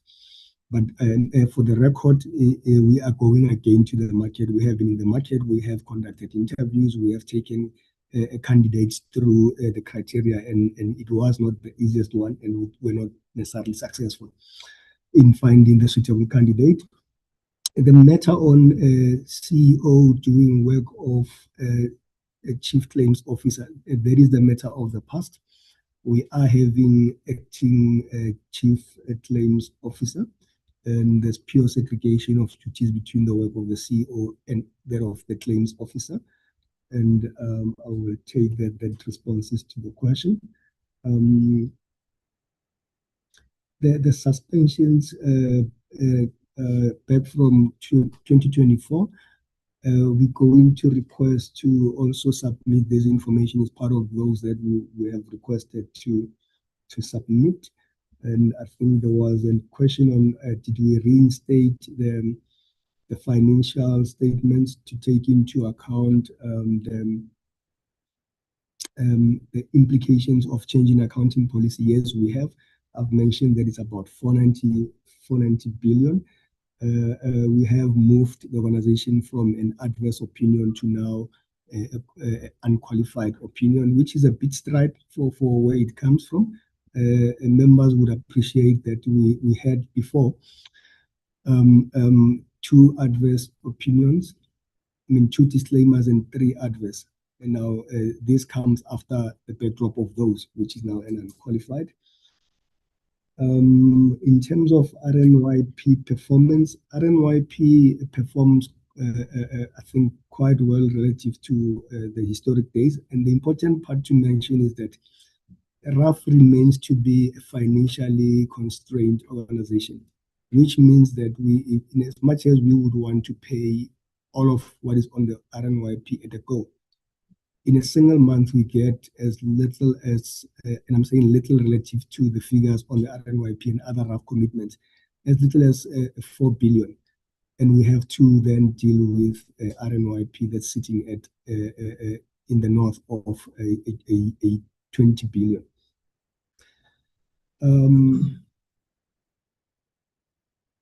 I think the issue on the business case for the future of the sustainable RAF.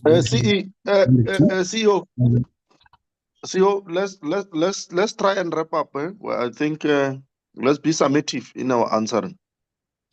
Thanks, Chair. I was just saying the business case matter was already being responded to by the TM, and I think in terms of response to the questions and where we needed to request to provide additional information, we have done so.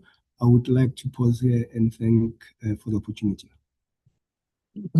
Chair, I hope I'm audible now, and want to thank the CEO for the responses. Chair, I think where we need to provide written responses, we can do so.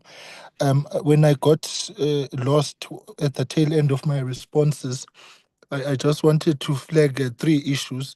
One, on the question that Honorable Hansinger asks about SCOPA. Well, that's a parliamentary process, and we will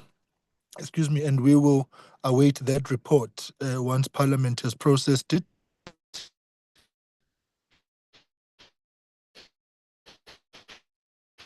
And we will of it as yet. And secondly, I would imagine that PCOT itself,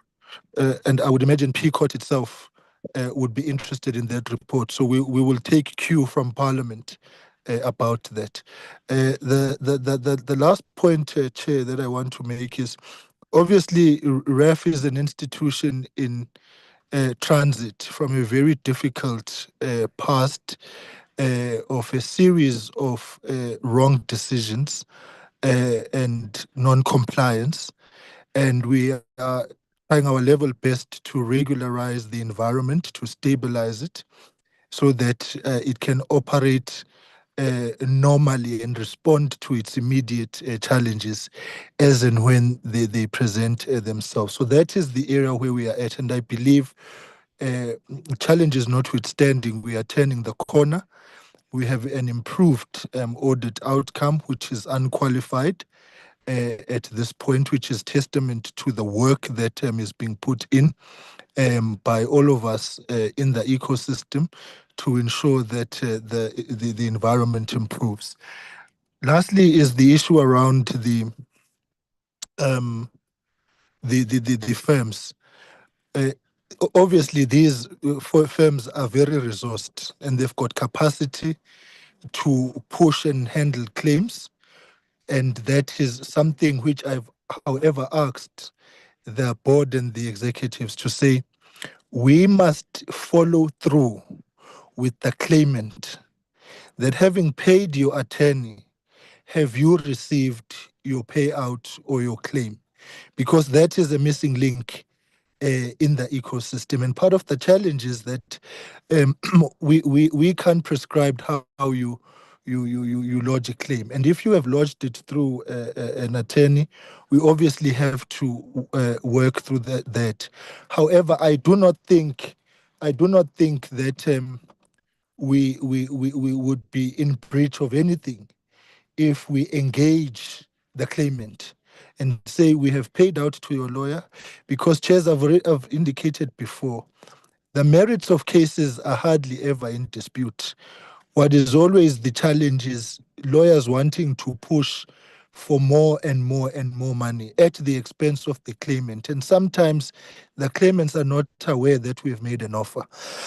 So we have to have that two-pronged approach. And hence part of the reasons why I've been insisting that, and as the CEO has said, that we roll out this program of going to the ground so that we can bridge the gap between those who are represented by attorneys or those that we've made offers to but are not aware. So the boots on the ground approach helps us to bridge that particular gap, and I believe it will help us. So, Chair, I think we once we have tabled as well, we can come back to the committee and traverse the journey where we are and the broader set of questions and issues that members have. But thank you very much, Chairperson, for the opportunity to engage with yourselves. Our interest remains placing the claimant at the center of our processes,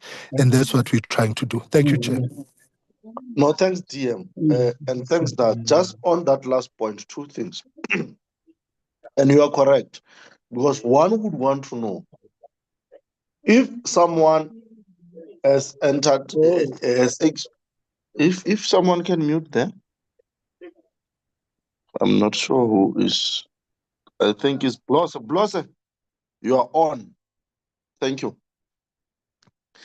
One would want to know if I enter a claim now today, and I had an accident today, I enter a claim and there's no dispute. How long will it take for it to be resolved? And it goes to what you are saying now, that you need to be on the ground. You may not have to answer it now, but it's something that you'll have to give us a feedback, the timeline. So if Donald today is involved in an accident, and then tomorrow he enters a claim, and then he says, whatever quantum you're giving, I don't dispute that quantum. How long will it take to have that settled?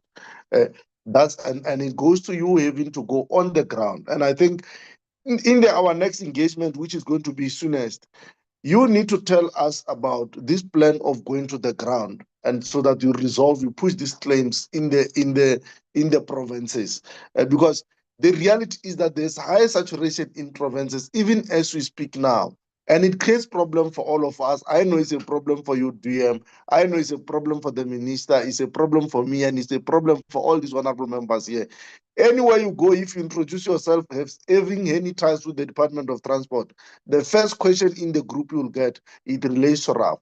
And related to that, DM and the CEO and the members of the board, is you got to have to start to think about this missing link that you are talking about. When you have resolved between yourself and my lawyers, but nobody cares whether indeed I got the payout and what happens in that particular process, because the fact that I have a legal representative and the fact that you have paid my legal representative does not close, especially assisting you to reach the object. The object is to ensure that Donald is assisted. Now, it can't just be that between me and the lawyers is a closed case. We need to start to reimagine and rethink what is it that we can do as a post-facto evaluation of our impact in terms of the disbursement reaching the people. So we need to have something like that.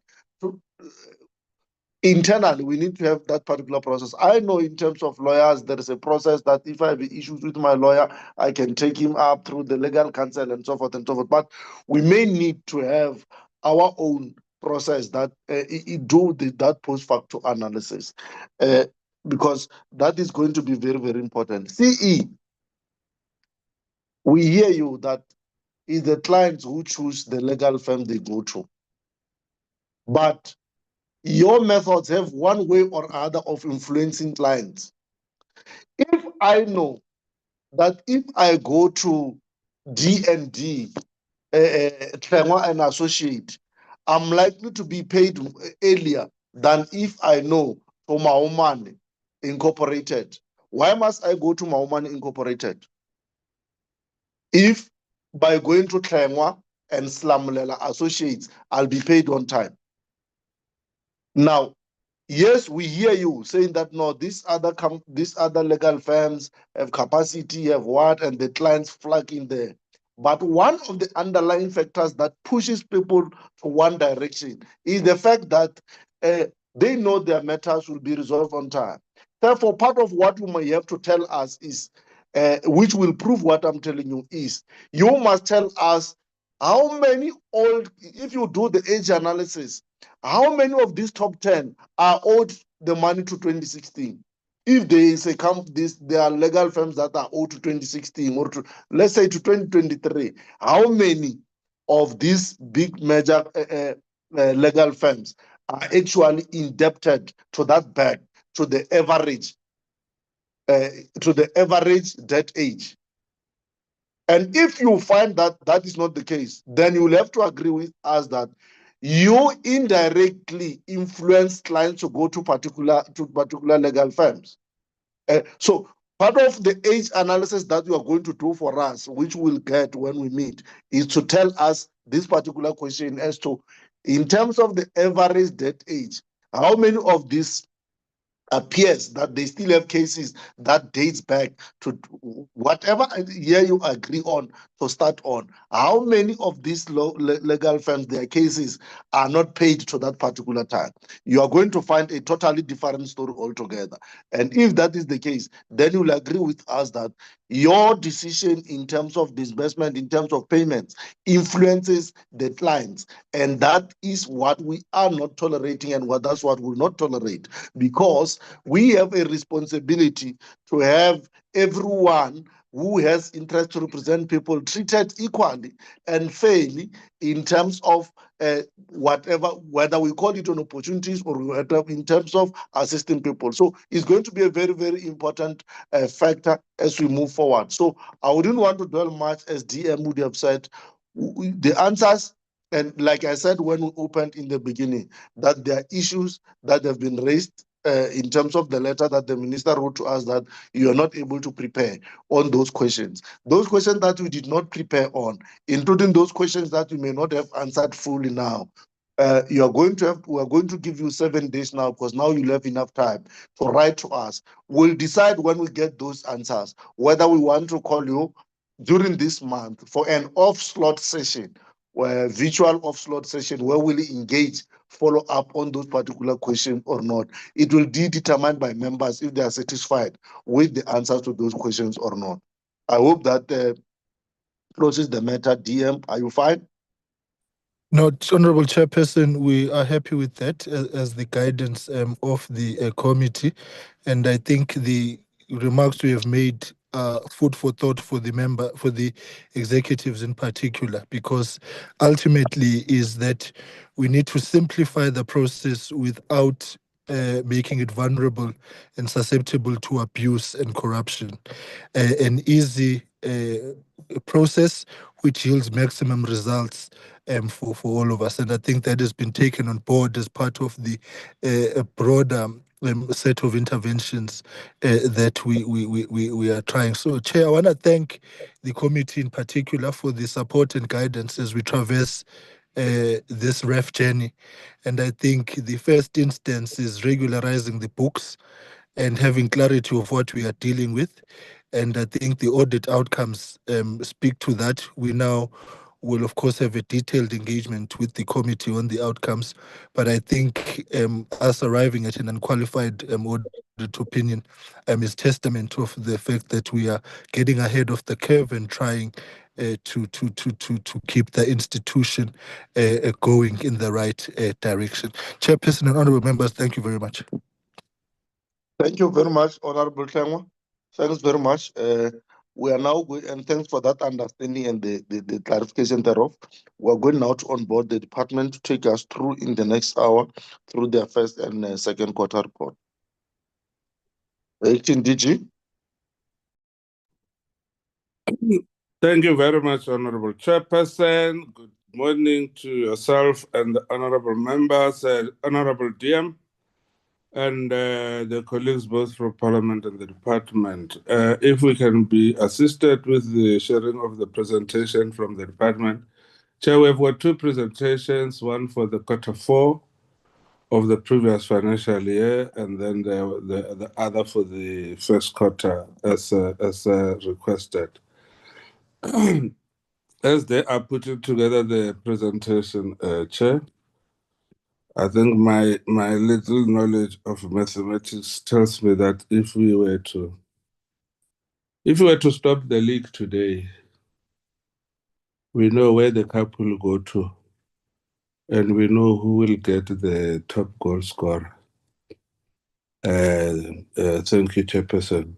Yeah, but Let's jump that's right a very dangerous assumption because it moved from the basis that 0 is 1 in mathematics, and it can't be. If x equal to 0 and 0 equals to y equal to 0, and y equal to x, it's simple as that. Why do you want to stop the league? That's mathematics. You are disturbing the DM. He was on something. The DG was on something, Chair. Let him finish his point, Chair, please. No, the point has been made in terms of who can be handed the cup, Honorable Bloss, and who can be handed the top goal scorer. As things stands now, we don't know what will happen in the evening. Chair, that is the presentation from the department. Let's go straight to slide number 5, the table.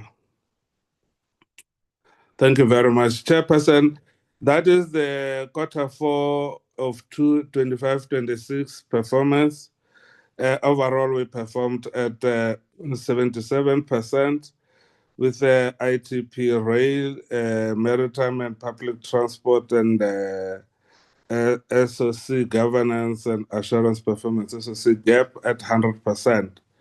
We were pulled down by roads, and then administration was at 75%. Chair, as usual, I will not deal with the issues that we would have achieved that much. I'll touch here and there, but I'll focus more on the non-achievements. I want to believe we've made some progress.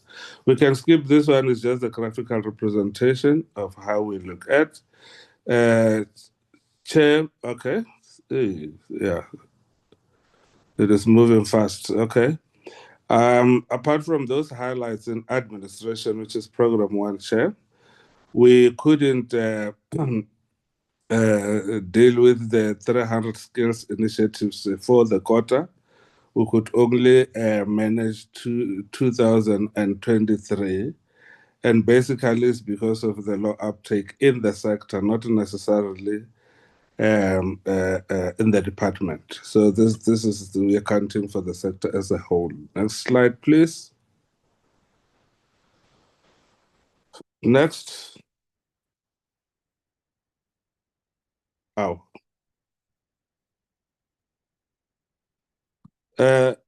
So the next slide, slide 14. Where is the operator? Thank you very much, Chairperson. 30 days payments, Chairperson. We missed a couple of invoices. We were at 99. Unfortunately, 99 is not 100. So the that 1% made us not to achieve the targets. But we are dealing with the invoices that would have given us problems.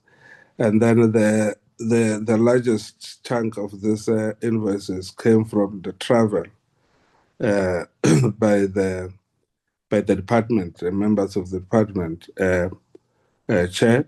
We have automated the system. We're able to now sign where we are, but also we then have increased the pool of those officers who are supposed to recommend and approve, because that is where the problem is. Next slide.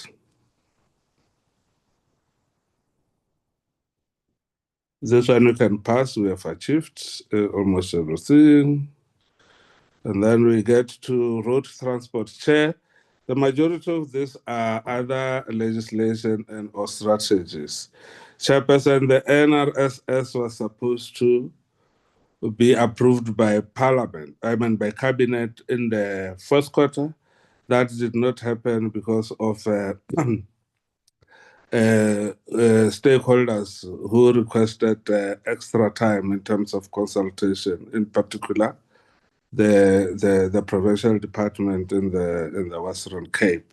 We can safely say to you, Chairperson, this has been achieved and Cabinet approved last week, DM? Yeah, Cabinet has approved the strategy last week. We're more than happy to come and present it to you, Chair. Next slide.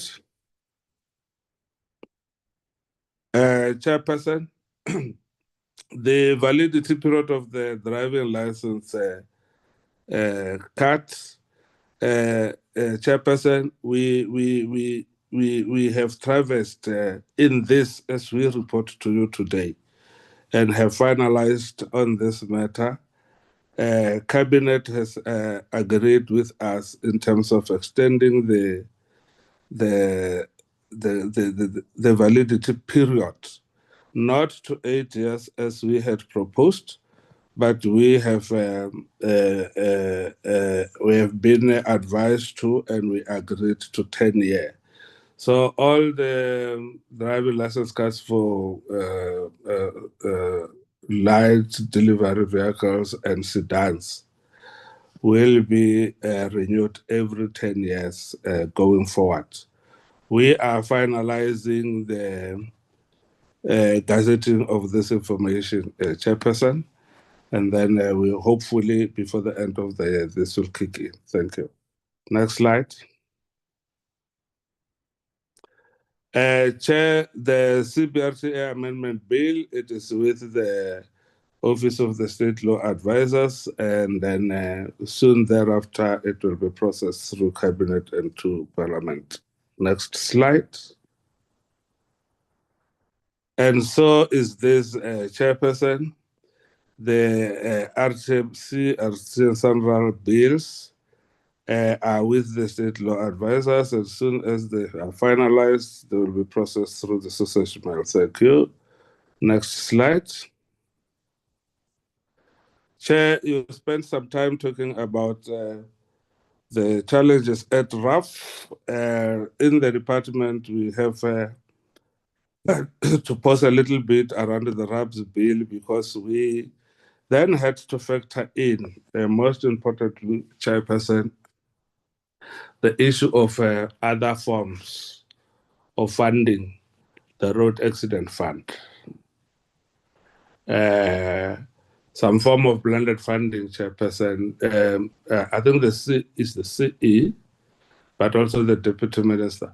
The money that RAF gets is about between 4 and 5 billion every month, and this money is not enough to deal with what would be in the region of 20 billion rand on the table.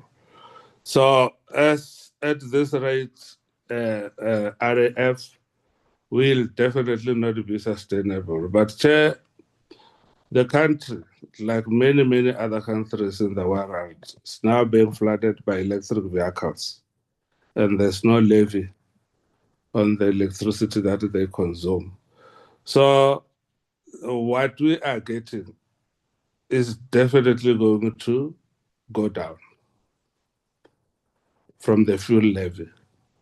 And the sooner we get a proper funding mechanisms that's not 100% dependent on the fuel levy, and that work has started, Chair, we will bring to Parliament as a matter of urgency the bill, whether we call it the RAPS bill or we call it the amendment, but we are factoring in the many of the urgent measures that needs to happen, fully knowing that some of the issues, including a definitive funding model, might take us some time. There are issues that we can bring to Parliament, like the cap and like staggered payments, and Also included in there will be a firm approach towards mediation. It's definitely working, Chairperson. In fact, the High Court in Gauteng, both South and North, that the Judge President has directed that all matters of civil litigation should be ventilated through a mediation and arbitration process and be taken out of the court rolls. When you were discussing the delays, some of these delays are manufactured, Chairperson. If you have a service where you provide services and you deal with that based on your appearance, so you sell time. Anyone else would definitely move very slow so that they amass enough funds before they in any way go and settle. So some of these things needs to be dealt with, and that's where we are going. Chairperson, next slide, please. By the way, Chairperson, there was an issue around the focus of RAF definitely is claimants, but Honorable Malemaja spoke about other service providers that have done work for RAF. We'll definitely reach out to Honorable Malemaja and get the full information so that we deal with those matters once and for all. And then the roads policy is stuck at NETLAC, not necessarily stuck, but it's been discussed. It has been referred to a subcommittee. And once finalized, we will get a certificate and proceeds. And next slide.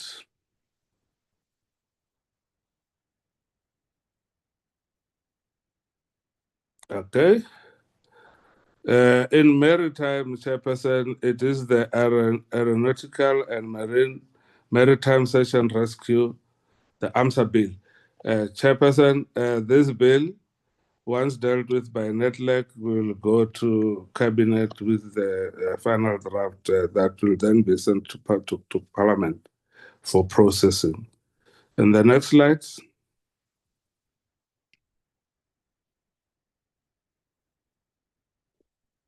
I think we are good, Chairperson, in terms of the non-financial performance. I saw the CFO, if you can also go quickly to the slides around expenditure and what looks like the AFSs, so that we move on to the next presentation of quarter one and we save some time. Mkoni? Mrana Makutu Matlala. Yes, good morning, Acting DG and Honorable Deputy Minister and Honorable Members. If you can go to just the overview page. Only, yes, thank you very much. Just there. Honorable Members, if you look at the department with an allocation of 106.9 billion, by the end of the fourth quarter, we were able to spend 99.4%, which amounts to 106.29 billion of the rent. So overall, the department was underspent by 666 million, and this is because of several reasons on the compensation of employees, which I will just detail below, on the goods and services, and some few of the transfers. Next slide. This slide, Honorable Chair and members, gives you the whole picture per branch.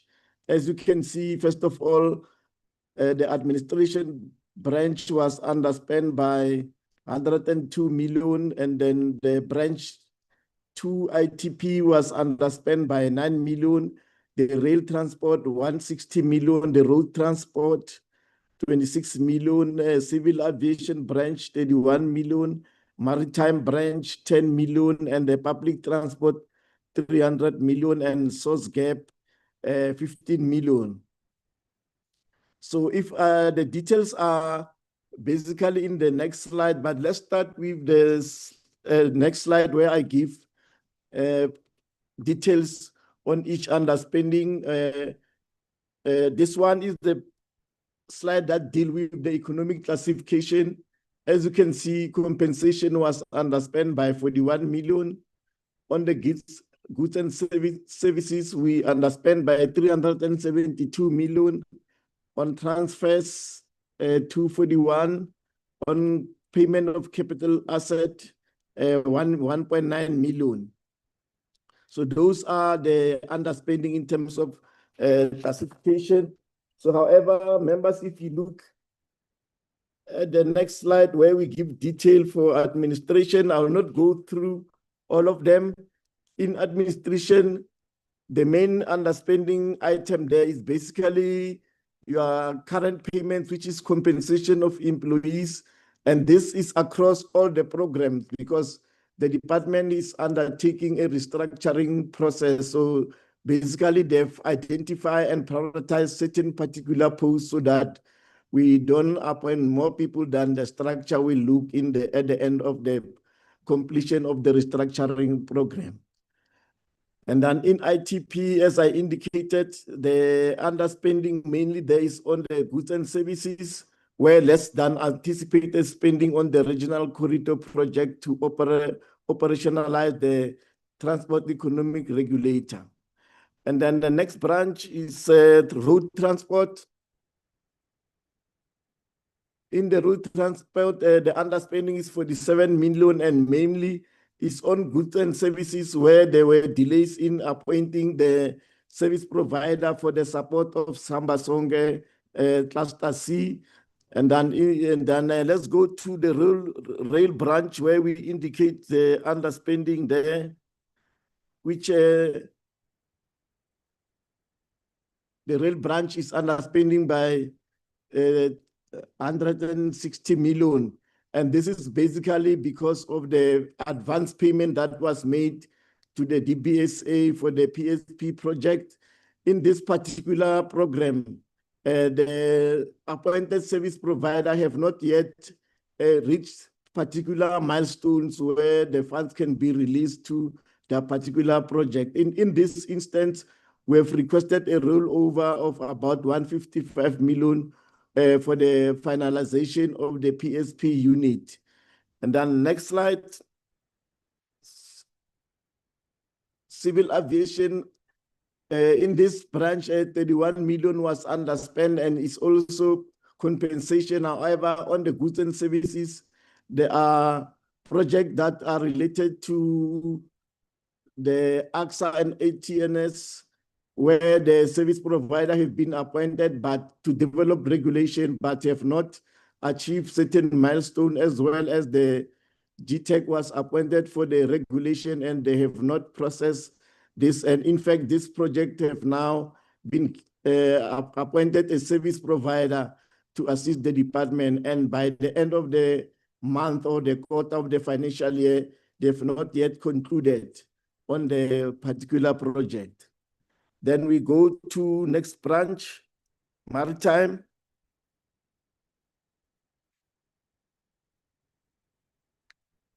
The maritime branch was underspent by 10 million and is mainly on the SAMSA vessel surveyor training program, as the MOA was only finalized late in the financial year. And this was finalized in the new financial year, and we'll see the spending increase in terms of the training for the SAMSA, as per the SAMSA training of seafarers and so on. And then the next branch, public transport. Public transport was underspent. In this branch, the underspending is mainly on the compensation of employee also, and goods and services is in relation with the capacity for the grant monitoring due to the delays in the appointment for the cluster A. Expenditure was only incurred on the panel of experts appointed on the 10 working streams, as well as the delays in the Shoval Galola bicycle program due to the terms of reference that were not submitted for tendering process. Also in this branch, the underspending is on the tax recapitalization program as it is demand driven. On the source gap program, the underspending was 15 million and is mainly on the compensation of employees, as mainly this branch is support services and posts were not filled by the end of the financial year. The next slide, Honorable Chair and members, is all the transfers that we have made to the provinces as well as other entities of the department. As you can see from the slide that all the transfers have been made at the due date. And if you go to the next slide, that's where you will see what I was explaining, that the underspending will come from the tax recapitalization and as well as the bursaries for employees where the students are still using remaining funds from the previous transfers. And then also on international organization, here the contract are paid as per the agreement made with the international, for the international memberships. Next slide shows you the next slide, please. The next slide will show you all the transfers that we made to the provinces. I will not read it individual. 18 billion was allocated and it was also transferred. And next slide, it will be the next slide, 5.3. Yeah, this is the public transport operation grant. Next slide also shows you the network grant, and those are the transfer that we have made to the relevant provinces. That is the summary, the financial report for Q4. Thank you, Chair. Chairperson, do we go to the next presentation or we pause here? Let's take so that we clap them when we do question. Thank you very much, Chairperson. In fact, that was going to be our wish also, because there are some of those performance-related issues that were then resolved in the first quarter. Let's also start at the table. Should be somewhere around this one. Thank you very much. Thanks, Chair. This is the performance of the first quarter of 2026-27. Chairperson, we performed at 86. I must hasten to say the fourth quarter, things will become clearer when we come to report on the annual performance. As much as we are at 77, we are at 83% for the year, for the entire year, cumulative. So first quarter, 86%, we were pulled back by ITP in the main, and the others have performed fairly well with rail, civil aviation, and maritime transport at 100%. Next slide. Next slide. This is the performance by the entity's chairperson.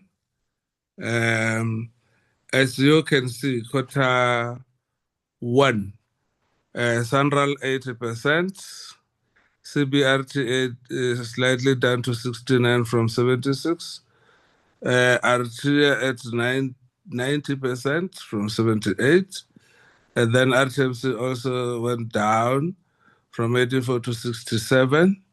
And then RAF, we've got the fourth quarter. We're still waiting for the first quarter, which fourth quarter was 71%. And then PRASA went down to 72 from 82. Next slide.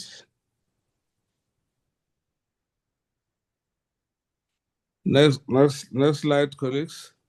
And this is SAMSA, RSR, and SACA.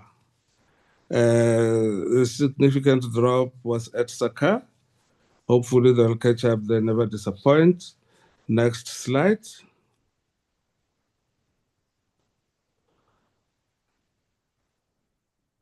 Right, let us go to areas of non-performance.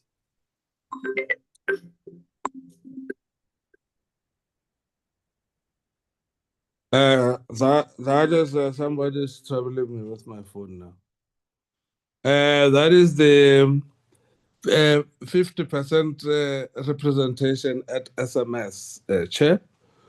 We basically did not achieve this target, but I can tell the committee without any contradiction that we are basically at 48.9 with women representation at SMS.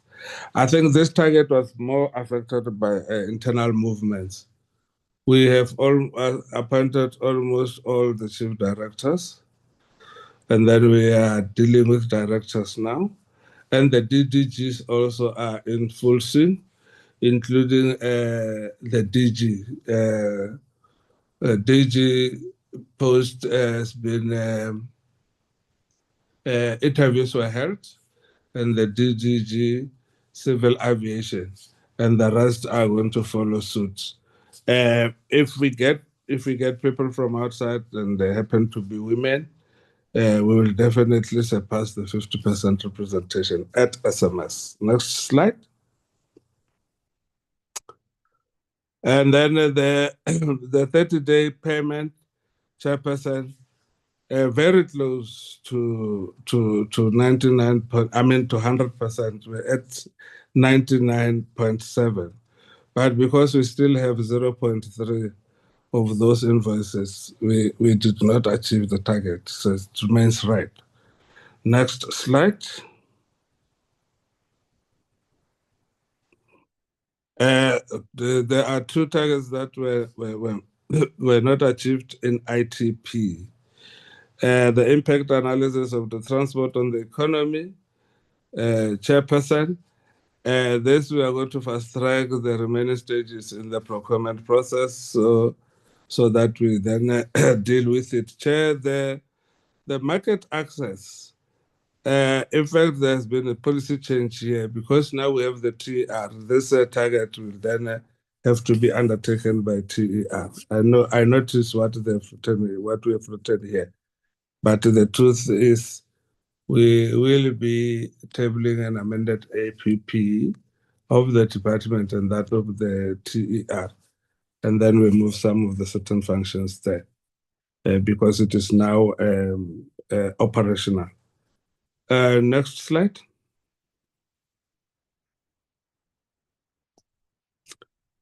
Rail was 100%. Roads based one target. That is the RABS bill, Chairperson. I think the comments I made on the fourth quarter still stands here. We are basically trying to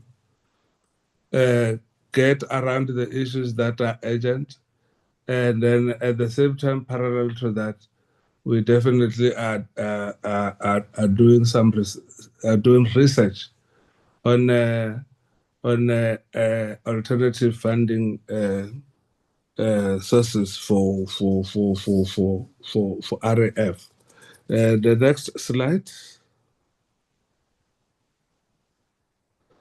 And then the policy on roads still stuck at the NETLEC, Chairperson. We're hopeful that probably before the end of the year, calendar year, we should be able to have finalized on this matter.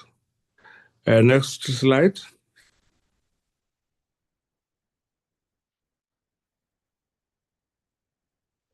Chairperson, again, this is the issue of the bicycles. If you recall what the CFO said, this program is underspent, and this is the program that we are reviewing So there is a policy review. We would like to inform the committee that for this financial year, we may not necessarily procure bicycles, but we will be doing a review of the whole program and see what is it that we can factor into the space so that it regains the momentum that it started with so many years ago. But we will definitely be reviewing the program, and so will be the tax recap and the PTH, as you know, that it has been something that is being wound down. Next slide. I think we should be home and dry on this. Let's talk about the entities a bit before we go to the CFO, and I'll be very fast. I think there's just 2 slides. Chairperson, that information is about the vacancies at board level and at CEO level. Chair, the first slide is those of the CEOs. Chairperson, I think we can safely say the CEO of Sanral is leaving at the end of August, and then somebody will act while the recruitment process is underway. And the other area to look at is the acting at RAF. Again, the recruitment process is towards its final stages, being considered by the minister and then to be taken to cabinet. ATNS chairperson, the interview process has been concluded. We're waiting for the report of the panel. That's where we have acting. And then the Ports Regulator chairperson, there is no appetite to fill this position as this entity is the first one that will go to the TER as part of the integration of economic regulators. The presentation has vanished from my screen, Chair. I don't know if you can see it, but from my side it is gone. Thank you very much. And then is the TER, SAA chairperson. There is an acting chairperson, and the recruitment process will start soon. The TER, there's an acting, we call her prescribed officer. It's the CEO. The recruitment process has started. I don't know which one I have missed. I think it's AXA. Definitely AXA. The advert was out. I saw it about 3 weeks ago. So the process to appoint a permanent CEO is underway. Next slide.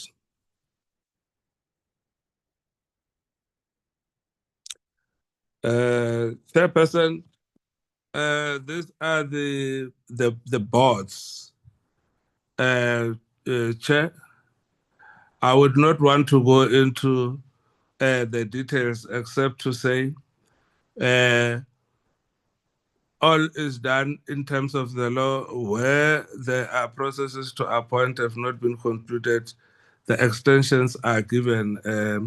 In the main, largely 3 months extensions, but all of them are supposed to be at full capacity, and we're working very hard to ensure that they are at full capacity.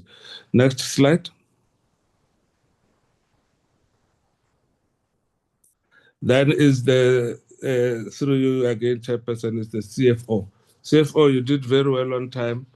Can you do even better? Thank you.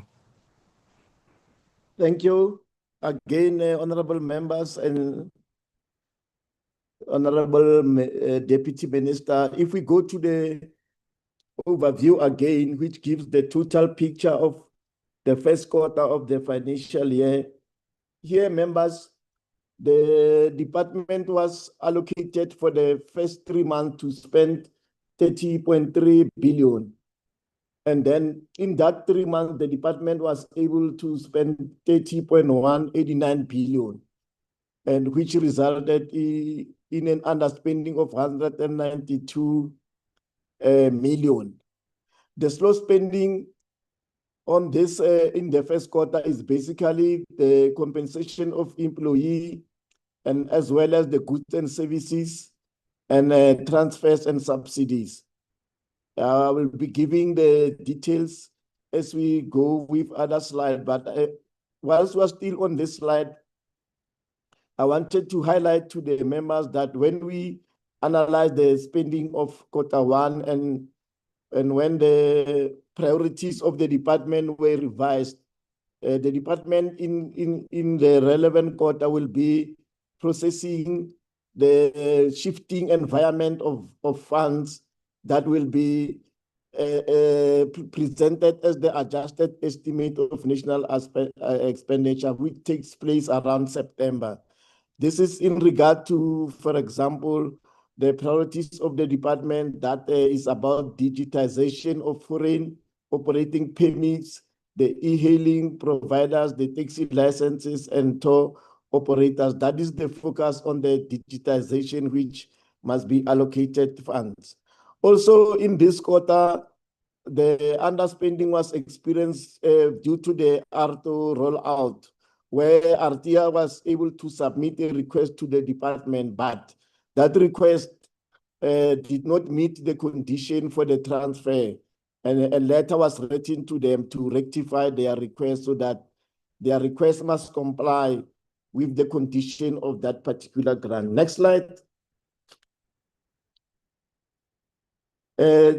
Honorable members, this slide also gives the detailed picture of what I indicated in the overview, where I indicated that if you look at column 2, the department was supposed to spend 30.3 billion and was able to spend 30.1 billion, and then the details of each branch is indicated on the last but one column, where administration is underspent by 30 million, ITP by 23 million. However, rail transport overspent by 17 million, and then road transport underspent by 106, and civil aviation by 10, and maritime overspent by 5 million. And then I will explain in the next slide the reasons for those differences quickly. Similarly, in program 1, the underspending is basically because of the compensation of employees, as I indicated in the previous presentation, that in relation to the restructuring, which is still underway. So there's a certain specific posts that have been prioritized before we fill other posts, and that process is done in terms of the restructuring plan. On the goods and services, the underspending, I can highlight that the international events, some of them have not yet been paid, and including forensic investigation for consultation, as well as service provider for the travel and subsistence and venues and facilities. And then on transfers and subsidies, there is an early retirement program of the voluntary exit program, which has been allocated in this program, whilst expenditure is incurred in all other programs. And then in the ITP branch, they underspend by 23.7 million. And on goods and services is on programs such as National Transport Planning Data Bank, which has not yet commenced. In the rail branch, as indicated in the previous slide, you could see that there was an overspending of 17 million. This is due to the earlier transfer of the allocation to the Railway Safety Regulator as a result of their operational challenges experienced by the NTT, which was caused by the delay in gazetting the permit fees which is dealing with the permit fee model. And then the payment schedule will be amended accordingly so that it is not indicated as such. Next slide is the roads branch. They underspent by 106 million. And as I indicated, one of the items in the goods and services is the technical services for Sihamba Sonke. And then secondly, on the transfers and subsidies is in regards to the allocation of Artia for the ART rollout.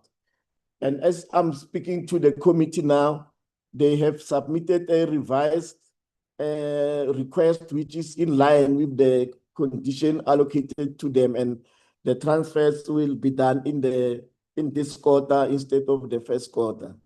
Civil aviation is underspent by 10.6 million due to less fund transferred to the membership of the international organizations. In the maritime, there was overspending of 5.1 million, and this is because of the earlier than anticipated payments for the oil pollution prevention project. And however, it should be noted that the program does not anticipate to overspend the budget in the current financial year. In the public transport, the underspending was 41 million, and basically this is as indicated by the acting DG that the Shobak Alula program has been put on hold and is one of the contributors to the underspending, as well as the upgrade for the National Land Transport Information System. Contributing to the underspending in the public transport, it will be the taxi recapitalization program for scrapping of all taxis, as this is demand driven, and this project is looked at being repurposed in terms of the priorities of the department. In the SOC gap, the underspending was 9.4 million, and it basically is on the vacant post in that particular branch. The next slide is indicating the spending in terms of goods and services. I've already explained some of the underspending. I'll touch on the overspending on the payment of capital assets of 1 million, which is basically because of more equipment that was acquired for the computers and furniture for the offices at our head office, which is earlier than anticipated invoicing received by the department. Next slide. If we can go to the transfers and subsidies slide. Next slide. Thank you. There we can see the transfers and subsidies, mainly the one I referred to as a rail safety regulator can be seen on that slide.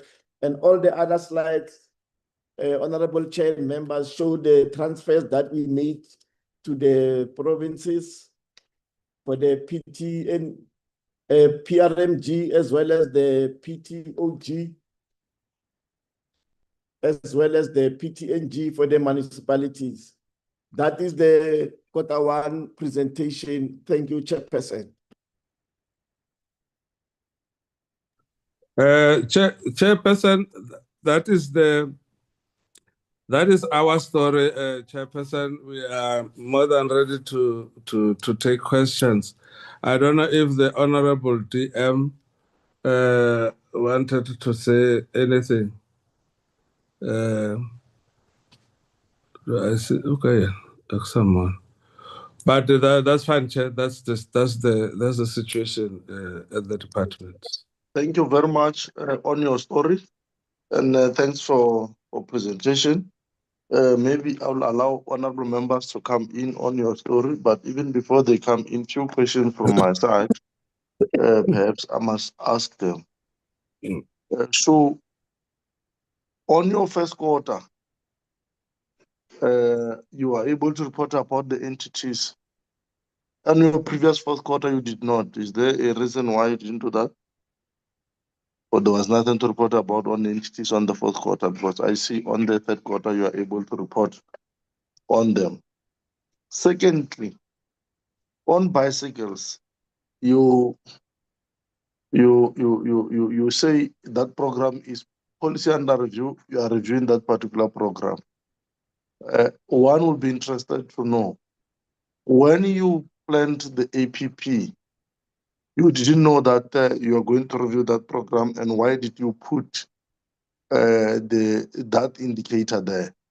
Because if you knew that you are removing this, you are no longer going to, you can't put it so that you continue reporting on it. Because to someone who reads your report will believe that it is like when you have not delivered on the target, you now say is because it's under review. You are not distributing because it's under review. Because in the first place, because this financial year is starting, why did you put it in the APP? Your performance in the fourth quarter is set. What is the performance? And we congratulate you, by the way, for a very positive audit outcome. We'll formally congratulate you, and we appreciate the fact that you are doing well. But be that as it may, the fact that you got a clean audit, but you are at 77% of your target leaves much to be desired, because we worry more. Of course, we worry about the audit outcome, because it tells us about the prudence management of financial resources and any other thing related to that. But we also worry much about performance and impact. So we want to know, when you are at 77%, what is that impact in relation to your overall annual performance? We may want to know that. I will leave it here from my side and allow honorable members to come in.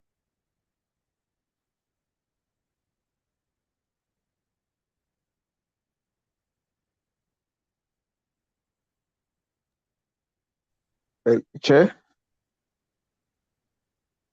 Sir, Honorable Blosser, yes. Honorable Blosser, you'll be followed by Honorable Unsinger, Dr. Unsinger. Yeah, in that order, colleagues. Yeah, no, greetings, thanks, Chair. Greetings to the colleagues. Maybe we must start, Chair. I just want to start in agreement with the DG. Chair, if you just go on Google and look at the PSL table, the Betway Premiership, you'll realize that the biggest team in the country is sitting there comfortably at number 1 with the leading goal scorer. So people who are celebrating SIM card trophies, asizingeni, Chairman. We just had to pass on that. But also, secondary, Chair, we welcome the clean audit from the department, but I'll leave it to Honorable Vilakazi, who's going to come and critique it nicely there. I know he's not a fan of clean audits, so I'll leave that point to him. For me, Chair, it's not much. I think if you look at what the department has achieved, we can't downplay that significance. There has been a greater improvement, but there's a huge concern, Chair, on the vacancies, especially of the CEOs, Sandra, and especially RAF. I think RAF has been, in terms of its leadership, I would have expected that by now they would have finalized the RAF board, the management, especially that position of the CEO. We can't afford to have those entities having acting positions. So I'd like the department to speed those up. But also, DG, there is a very slow pace, or I don't know if it's a lack of appetite from the department side in terms of finalizing bills. Especially if you look at even the RAPS bill. I think, Chair, ever since you took over this committee from this administration, I don't think we've ever gotten a progress report on the RAPS bill.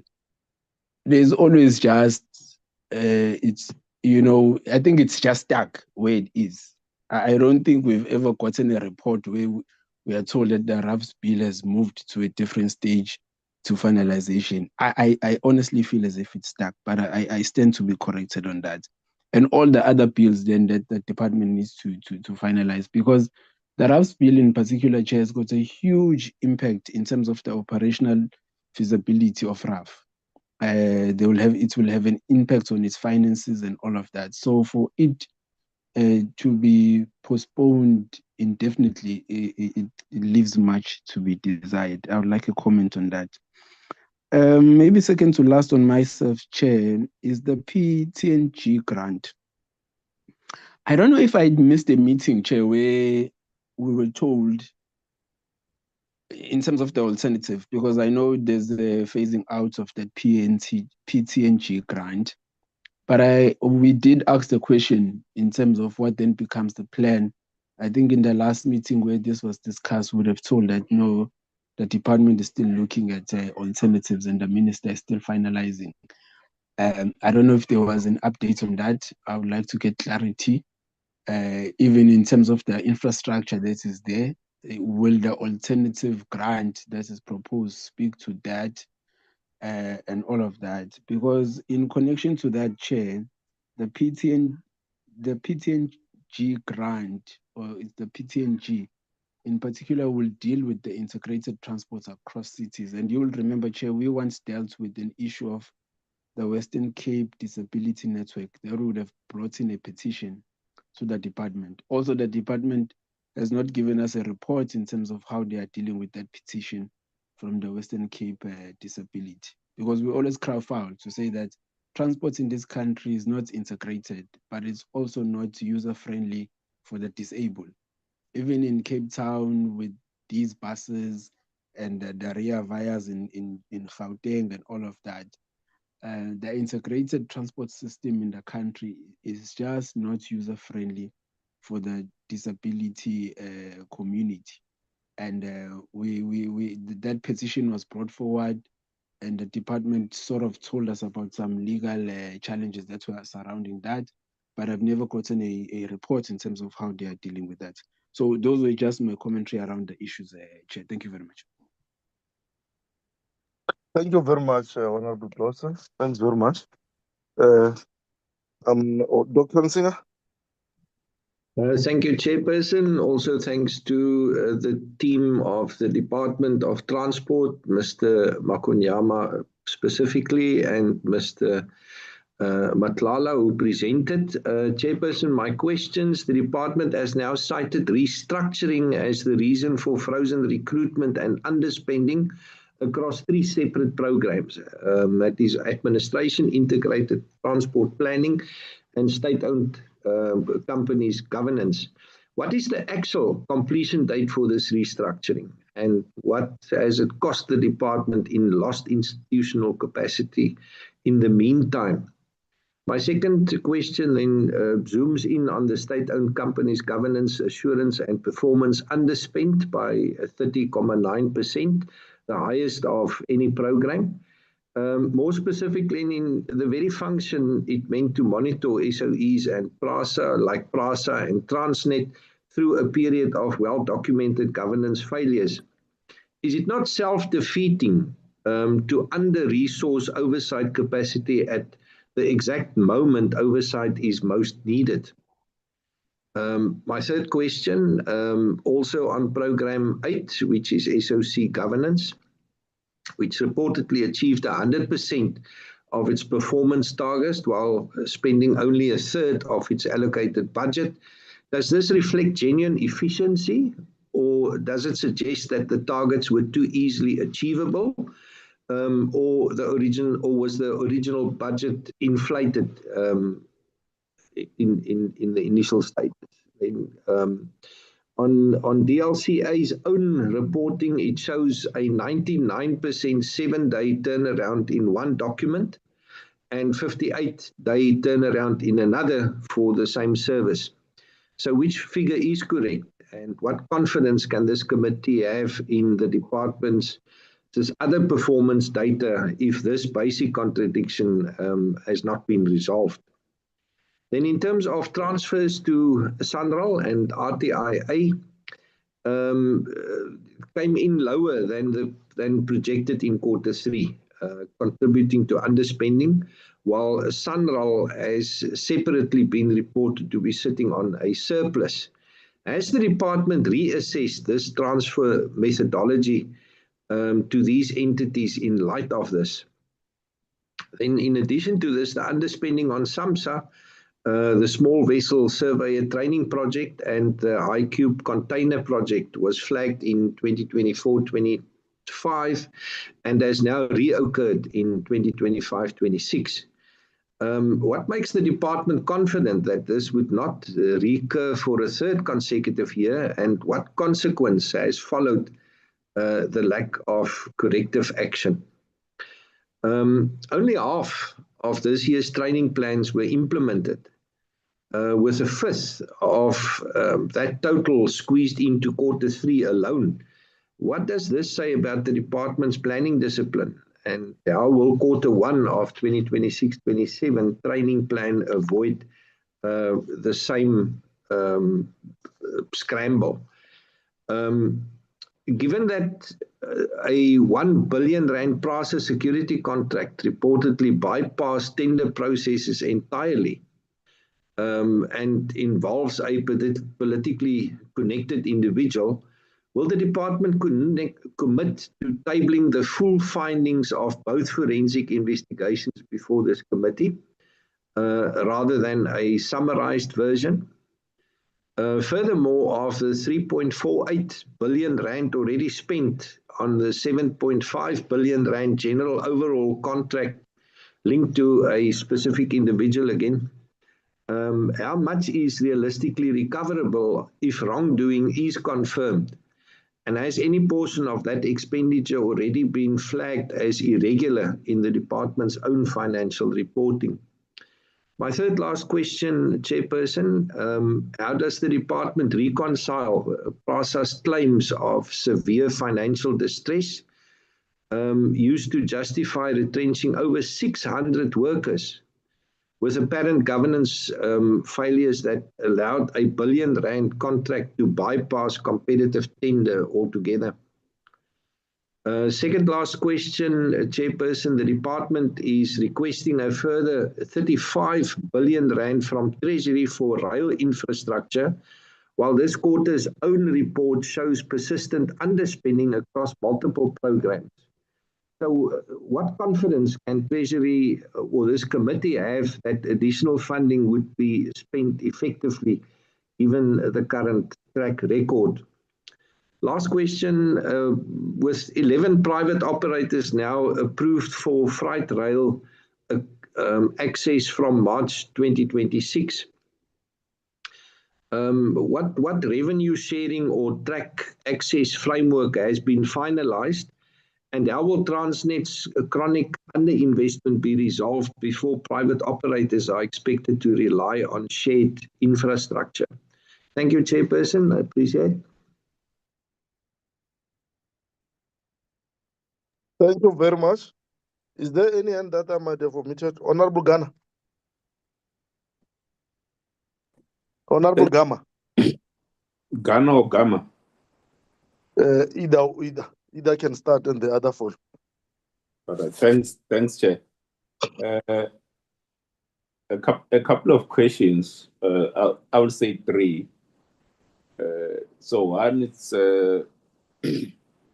maybe let's congratulate the department on achieving a clean audit. That the department, the acting DG, wants to speak about the consistent performance of his team in this meeting. I think they are consistently out of the cups. It's very consistent. We must give them that. It's another matter. So there are three issues, Chair.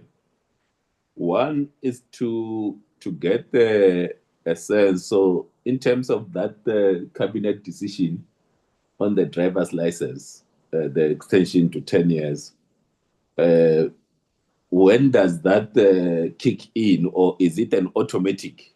Is it taken that now that the cabinet has pronounced, does it kick in, and what will be the immediate impact in terms of the functioning of the machine? Because we only have one printing machine, and linked to that, it's whether there will be consideration. I know the department had wanted 8 years, now it's 10 years. there will be consideration in terms of other classes of or other types of driver's license, and what will be those considerations. That's the first one. The second thing, Chair, which you raised as well around the entities. So one appreciates that you tell us which CEO has resigned, which entity has got an acting CEO, and the boards thereof. What I think for us, appreciating that we have reached this far, Chair, is to start getting to say what are the emerging issues in each of these entities.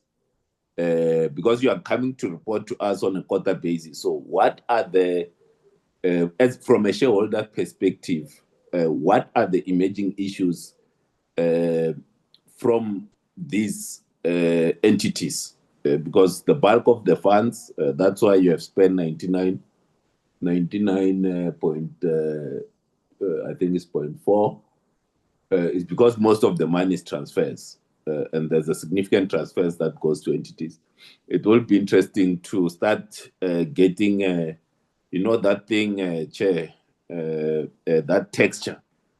Blossom might then come in and mention it in Zulu. The texture of what's happening in the entities, you know, they are always, we'll have a meeting like this, Chair. Then tomorrow morning, something breaks. There's a story about one of the entities that very little is said about them in this meeting. So we've got the DG, we've got the team here. We are told in terms of the CEOs, who's resigned, who's acting, which board, and so forth. But the issues, including the issue that the Honorable Ansinga raises, around the security contracts at PRASA, and there are issues, as you know, with AXA, and the issues as we had picked up when we engaged with the entities themselves,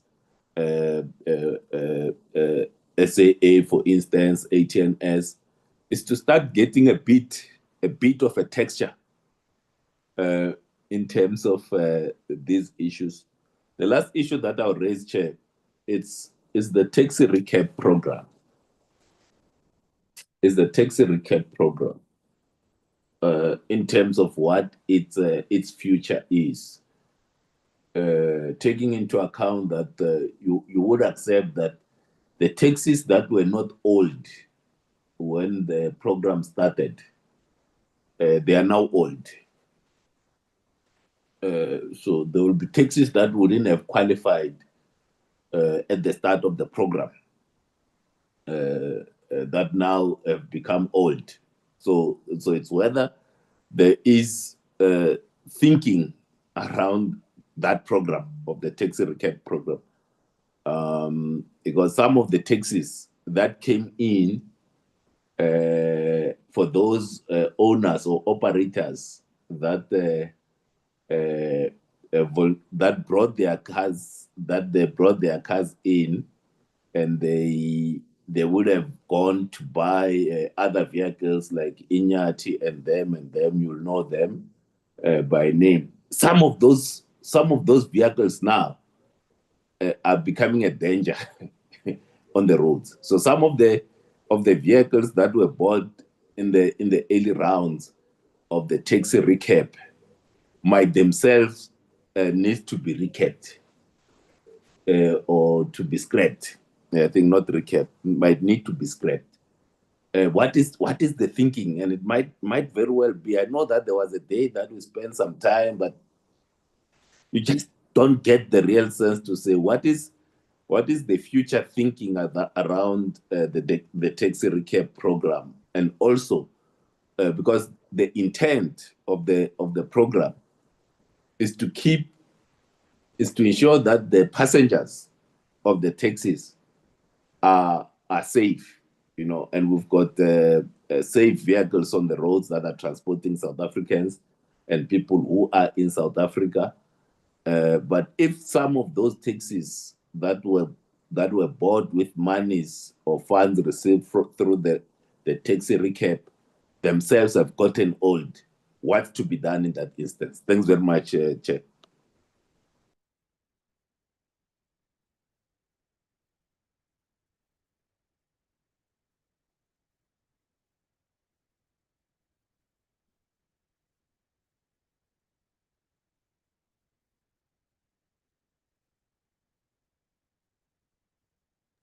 Chairperson. Chairperson might be muted or he left.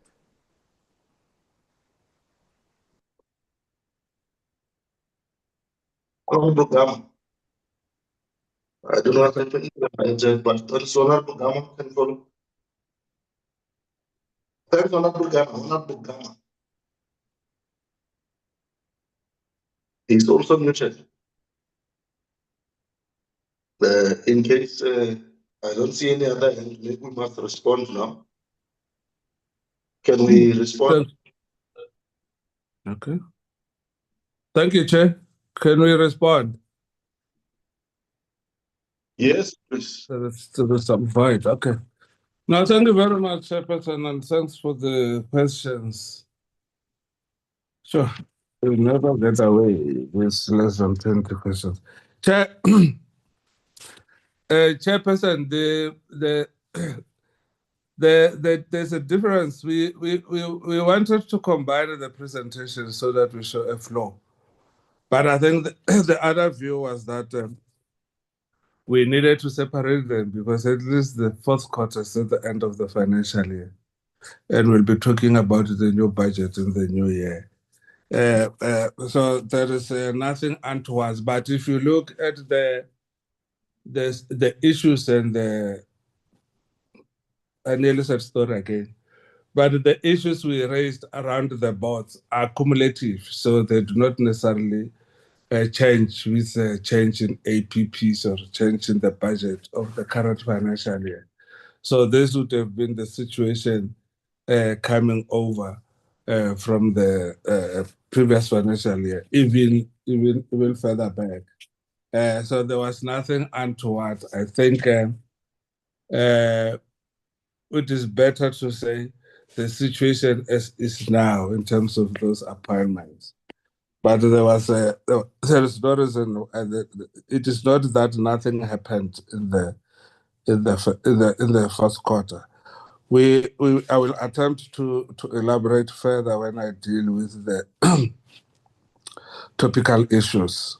I think it is very important, and that is an area that is assisting us, the early warning systems, to deal with the matters of governance at the entities. Chair, and then the issue around Shofa Galula, Chairperson. Look, Chair, in the last 2 years, we have been amending the APPs, and it has got very little to do with performance. We have been performing very well. But there will always be the issues that are emerging, and they would want you to change course. Not necessarily because you are not going to achieve. Of course, for those that are implementers on the ground, the officials, it might sound like, why pursue this because we're going to change it? But we always make sure, because even in the audits, you get audited up to the last day that you effected the changes and you go forward with the new arrangement. So there is no reason for us to slow down. But the Shovagalula bicycle program, we came to the realization that we send to schools, and the methodology for even choosing those schools needed to be reworked and looked at. But also the criteria, and then also the issues around after-sales maintenance of the same bicycles, so that we don't just go and drop bicycles and then leave them. We now no longer know if they are now being used, Abumalome and others. So that is why there was a rethink of the entire program. And not that it is not performing. Chair, this is not even services. It is just like buying teaspoons. You go and buy and distribute. So it is from a delivery point of view or a performance point of view, is the most low-hanging fruit that you can ever find. But we could not go ahead because we needed to come with a new approach. The CFO mentioned digitization on a number of issues. That is also a matter that's emerging, and that needs to be implemented immediately. So the APP, the amended APP will reflect those additions in those areas. So it is not that we were really seeing that we are not going to achieve. In fact, on the contrary, if we change around December or January, then there could be something very suspect. And the framework for performance information is very clear. It says it discourages amending the APP unless there's a policy change or budget considerations in terms of implementing the project. So I think we definitely are working within the framework.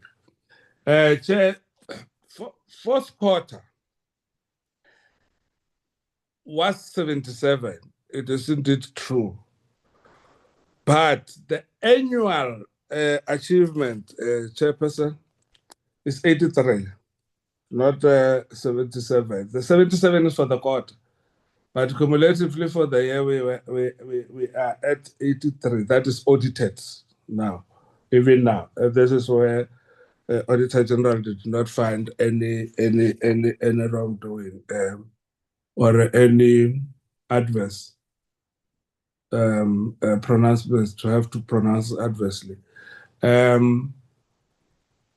So in terms of the audit outcomes, the performance is at 83%. Chair, I'm one of those persons who do not necessarily jump the highest when it's a very good thing to get an unqualified opinion with no matters of emphasis or with no material findings. It is a very good thing. Everybody would love that. I was in this committee last year when I said, Chairperson, sometimes you need to be very careful to praise the fish for swimming. Now, our biggest challenge now is to really make sure that now that we have done with the desktop office work, financials are okay. Our biggest challenge is to make sure that those things that we have done and cleaned up in the offices are translated into meaningful impact when it comes to service delivery. Where we operate, we definitely need to make sure that we don't see potholes. Where we operate, Chairperson, we definitely need to make sure that we improve on public transport. And I'll come back to the PTNG in the future.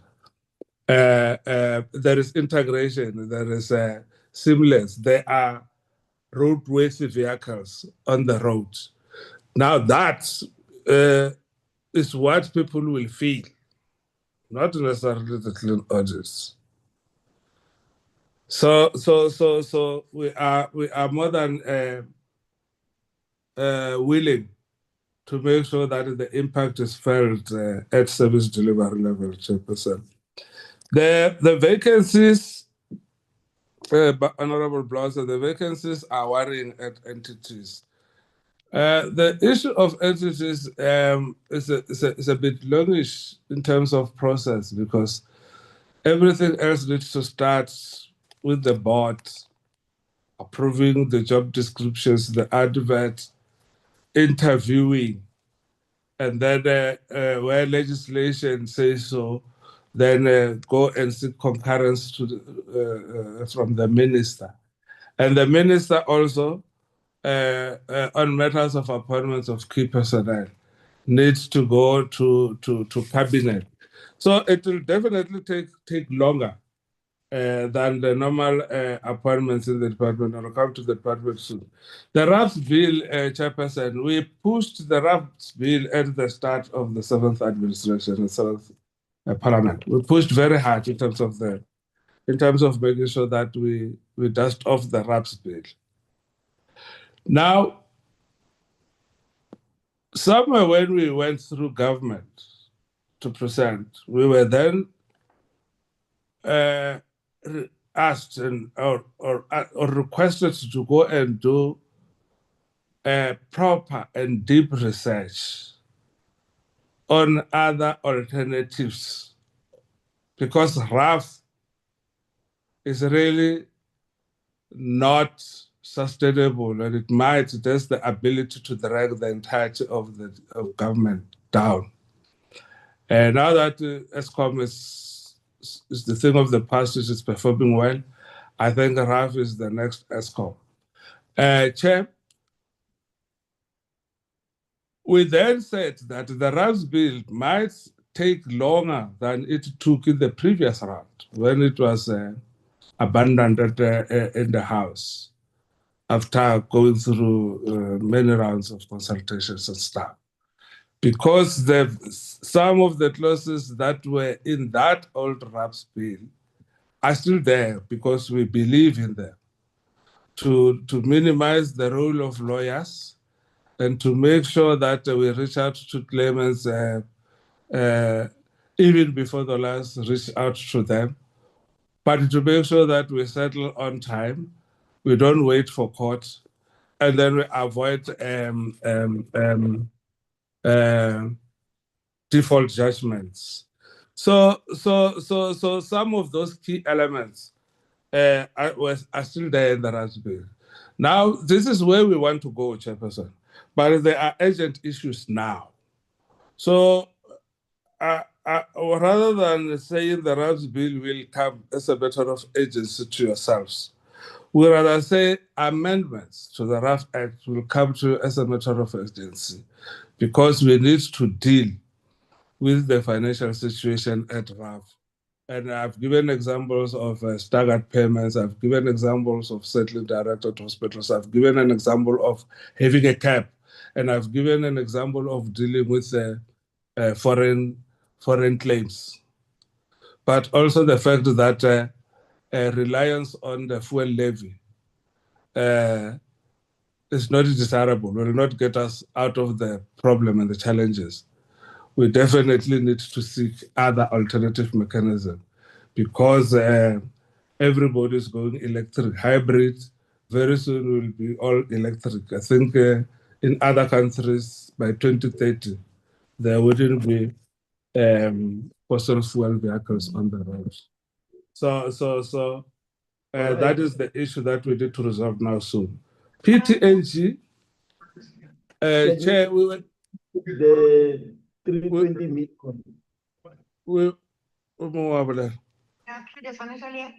Yeah, they are asking about. Chair, who's talking now? It's one of your people, Desmatlan. Why did you sound like Chair? Mukodi? It's Mukoni there.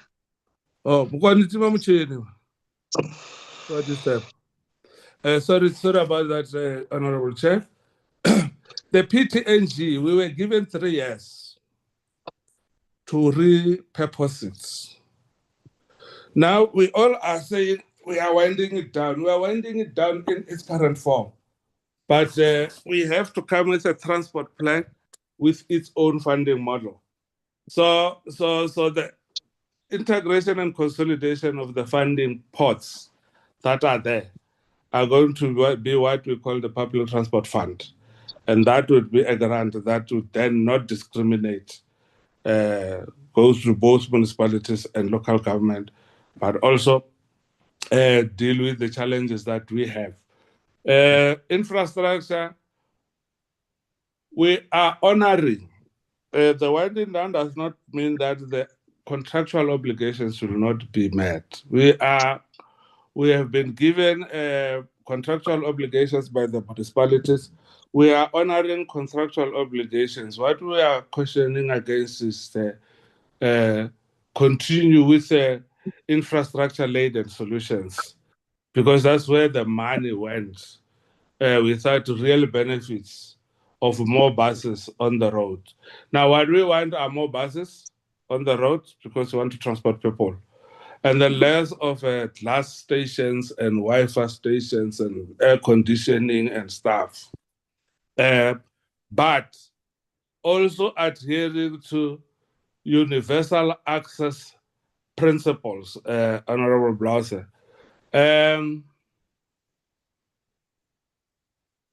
Unfortunately, the colleagues in Cape Town who marched were really generalizing the issues. If you look at our IPTN's solutions, the fact that the stations are elevated to facilitate level boarding into the bus, that is a universal access issue. It caters for disabled people. The buses themselves are low floor. The buses themselves at the back, they've got spaces for disabled people, wheelchairs.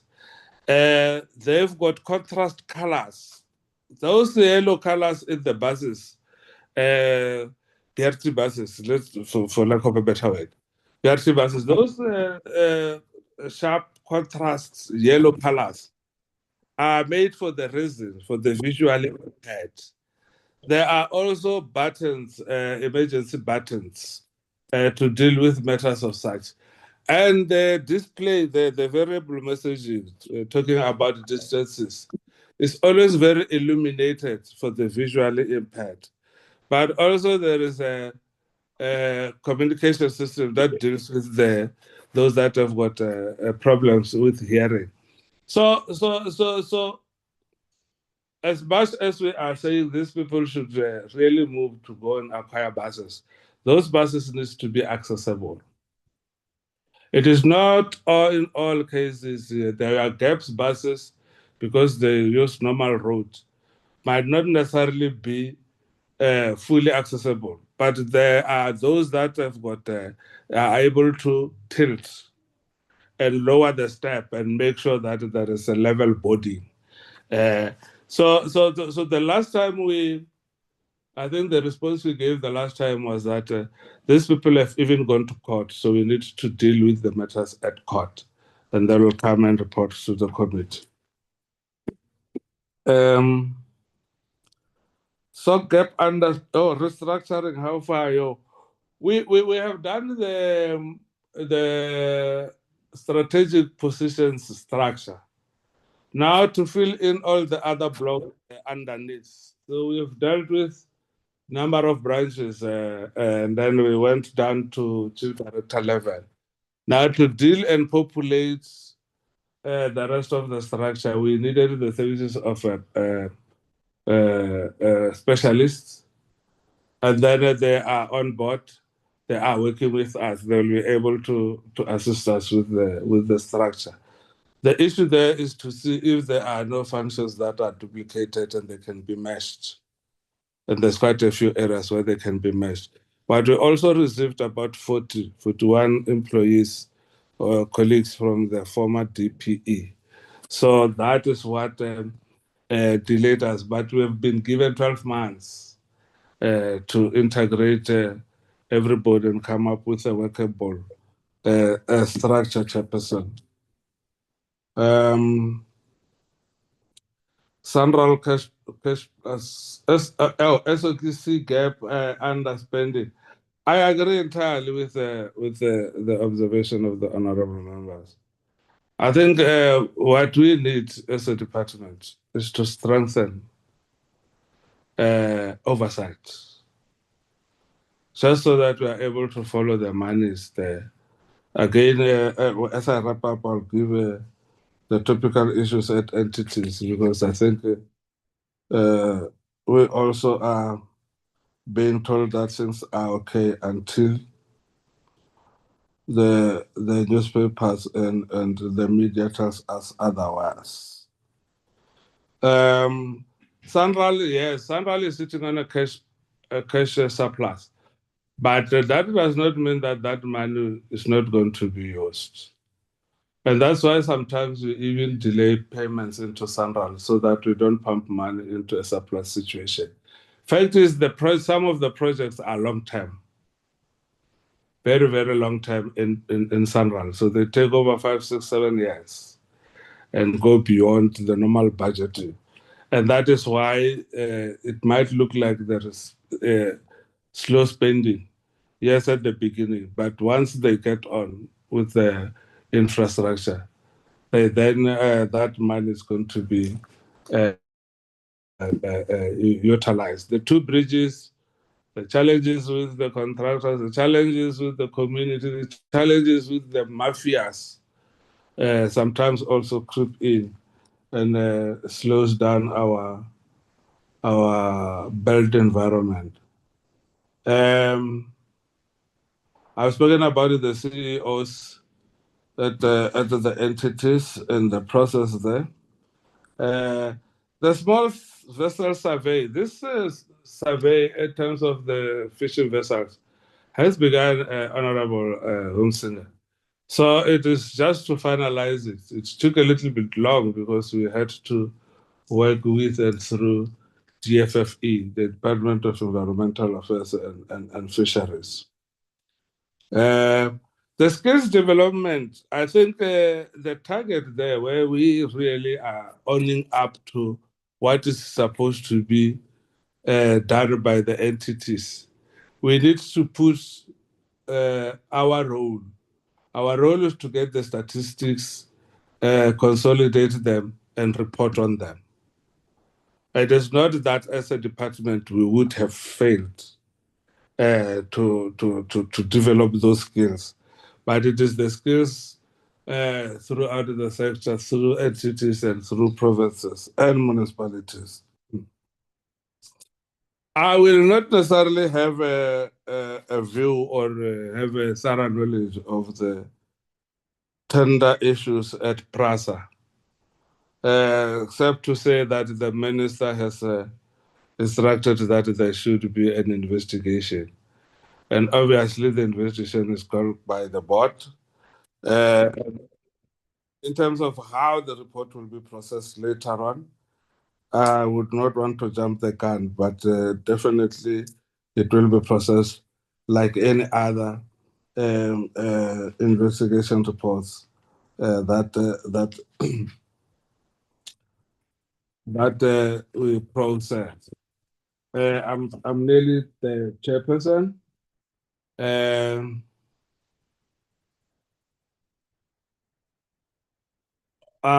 I have spoken about the infrastructure build issues and challenges.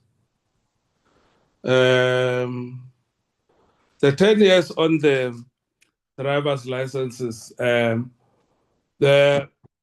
to just amend Regulation 65, that is what is left of us.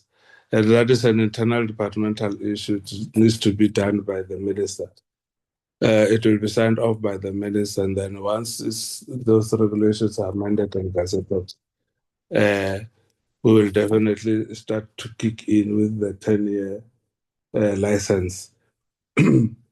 It shouldn't be taking us through to December. I think before December would have, because it does not need legislative amendments. It is only in regulations. The issue of the validity period. We wanted to, but I think based on how the impact that the bigger vehicles and the public transport vehicles have on the roads when they're involved in an accident, they kill multiple people. We then started with these sedans. But should this be a successful project in terms of also reducing fatalities, which is not necessarily its main aim. The main aim is to make sure that people don't go to the DLTCs very often. But we can. It is not something that is insurmountable, that we can definitely extend it to other categories. But Chair, you know that space, you need to get it very, very carefully, because there are elements of road safety in it. And then, what are the emerging issues at the entities? Chairperson, just to avoid the risk of really gossiping, but I think what we get and we have consumed and processed and is known, we definitely can share with the committee. Chair, the issues of governance are challenged at the entities. The issue, we don't have a problem with performance when they send us the reports in terms of implementing the APPs and stuff. And we also do if we feel we are not satisfied. That is okay. It's not a big problem. But I think the friction and sometimes relationships between boards and CEOs are taking most of our time. I think if the day misses the meeting, we definitely are having serious challenges where you would find it is brought to a CEO to executive and stuff like that. We have similar governance challenges we've got governance challenges at RTC. We've got governance challenges at cross-border. We've got governance challenges. Basically, it is the executive there, executive and the CEO at SAMSA. But those are some of the matters that we are dealing with, and we deal with them. Chair, the good news is that whilst there are those challenges, there are other small ones that really are not in the news because they are really delivering on their mandate. We've just rolled out ARTO.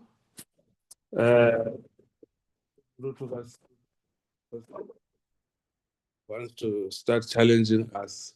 So they are making good their threat. When they were defeated in the Constitutional Court, they said that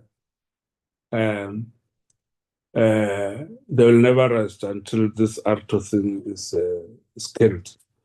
So we are fighting with the likes of those, but we are moving. Chairperson, we are assisting. Of course, we did not expect no teething problems. We are dealing with those. So it is not all gloom, Chair. We are trying our best to make sure that this transport sector occupies its space in the socio-economic development of the country. And slowly but surely, we are achieving that. We would have loved to do more, but we are getting the chapter and out. It would be amiss to not in your presence, Chairperson, to thank my colleagues for for the clean audit, but also for the manner in which we dealing with matters that when they are audited, they are found to be in order. My home take here is the story of RAF.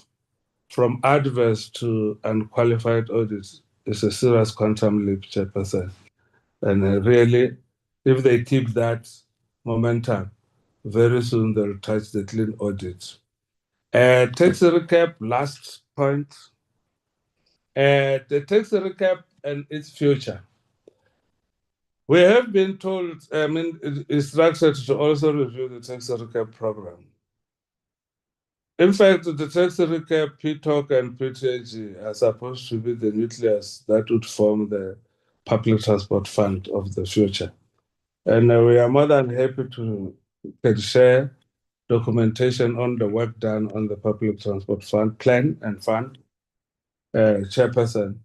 But even if we are called, we can come and present. TRP, the view of the industry is that we should not get rid of tax recap. That is their view. They say that we need to make sure that we amend the cutoff date, which talks to the vehicles that were bought as a result of tax recap, what we call the NTVs, TRP compliant vehicles, are themselves old because the cutoff was September 2007. So there is a view and a discussion with the industry, but what is imagined there is that they want that date to be moved to September. And because we are struggling to find an operational subsidy, they would want us to turn the therapy into a capital subsidy going forward. So we could have a situation where we still maintain the 160 for the old non-therapy compliant vehicles, the OTVs. And then we have within the same arrangement and the funding, we find a mechanism to de-risk the tax industry so that they are able to get funding and they were able to assist them in ensuring that they are not charged 26% interest, for an example. So that is the work in progress. Unfortunately, like I say, it is still at an infant stage, but we can be able to share the progress and we'll also learn, Chairperson, on the lived experiences of the honorable members. I think that is the situation.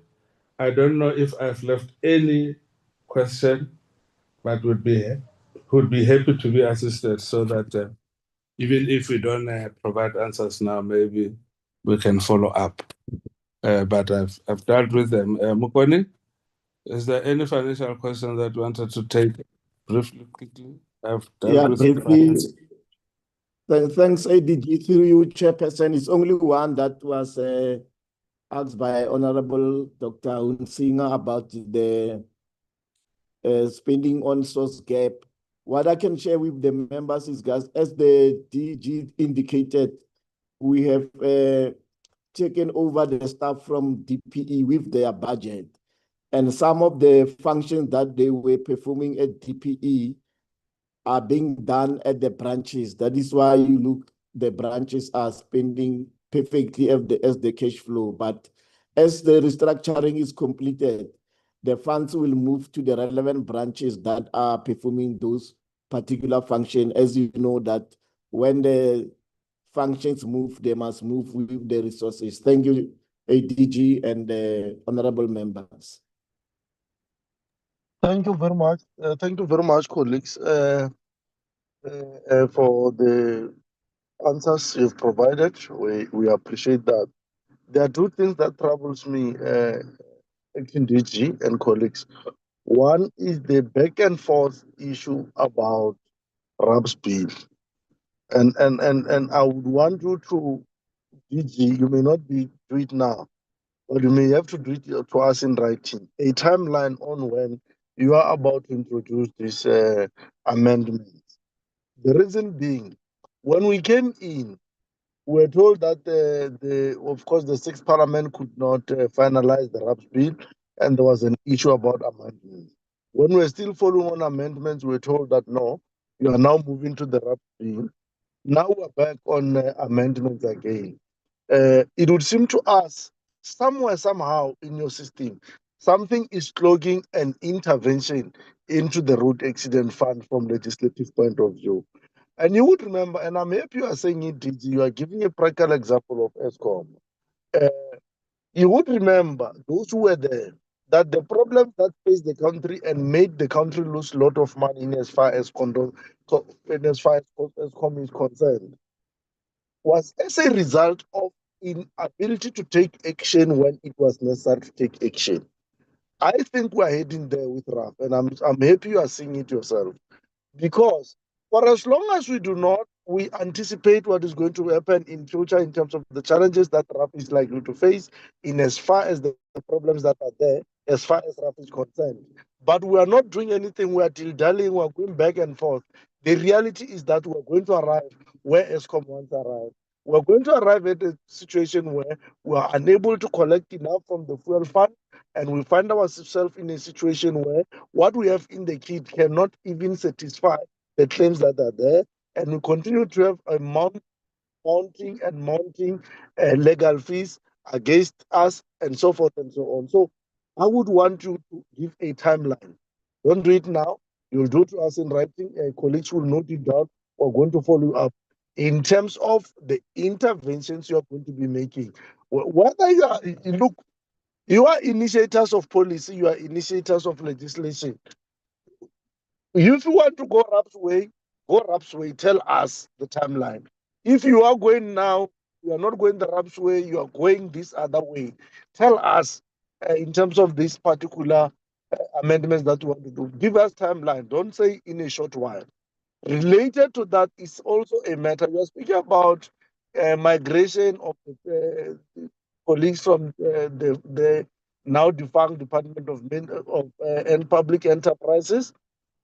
We are also speaking about restructuring, but we are still talking about the issue that we faced with and the continuous harassment we get from the employees of DLCA, who are continuously writing either to the committee or to the chair or to everyone who cares to listen to them about their situation. You have since said you are attending to the matter. Until today, we don't have answers. If you could find a way of also speaking to that, because it's a thorny issue that we are not closing. We need to learn a situation of opening cases, of opening matters and closing them once and for all. So that's my view. Unless you want to say something, Tatema Tabata, I would want to leave it here so that those that you may not have been able to respond, especially these two critical DLCA timeline on amendments of Road Accident Fund Act. If then I can say I appreciate. If the DM is here, if I can get his parting shot. If he's not here, Tatema Tabata can say your parting shot on behalf of the team before I close. Chair, the fact that we are mentioning these things ourselves, it means they keep us awake at night. All is noted, Chair. We shall provide route maps we shall provide a roadmap on the RAF issues. That's why I was skeptical say RAPs or RAF amendment bill, but it's something that talks to the middle route around that one. Two, Chairperson, we shall also provide how we have dealt with or how we have attempted to rescue the situation at the DLCA. Noted, Chair. And I wouldn't add anything. Thank you very much, and thanks to the members.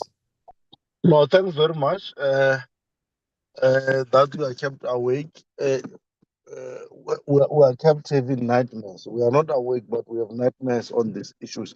So I appreciate that you will give us the necessary way forward and intervention. And on behalf of this committee, to your team, together with the Deputy Minister and to the Minister, we want to really extend of our word of appreciation.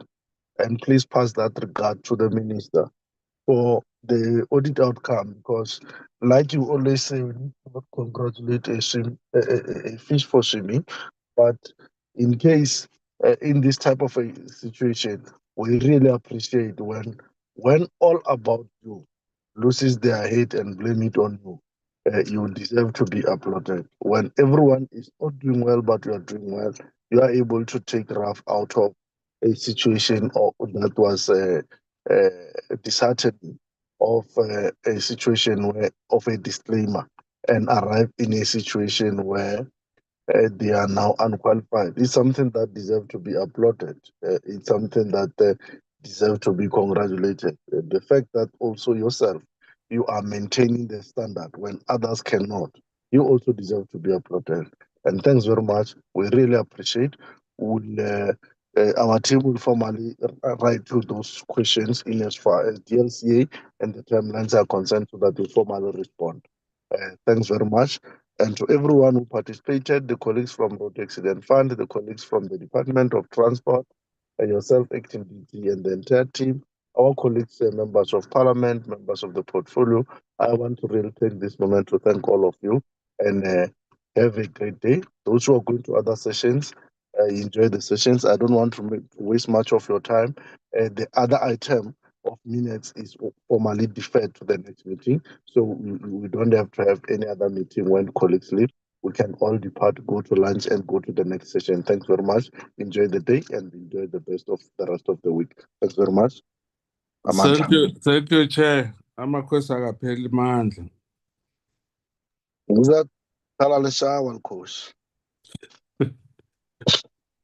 Only those who don't like their hearts can support Kaizer Chiefs. Not me, Chair. DG, you're a sellout. Bye-bye, Slalo. Usesekhona honorable, sorry. Bye. Bye.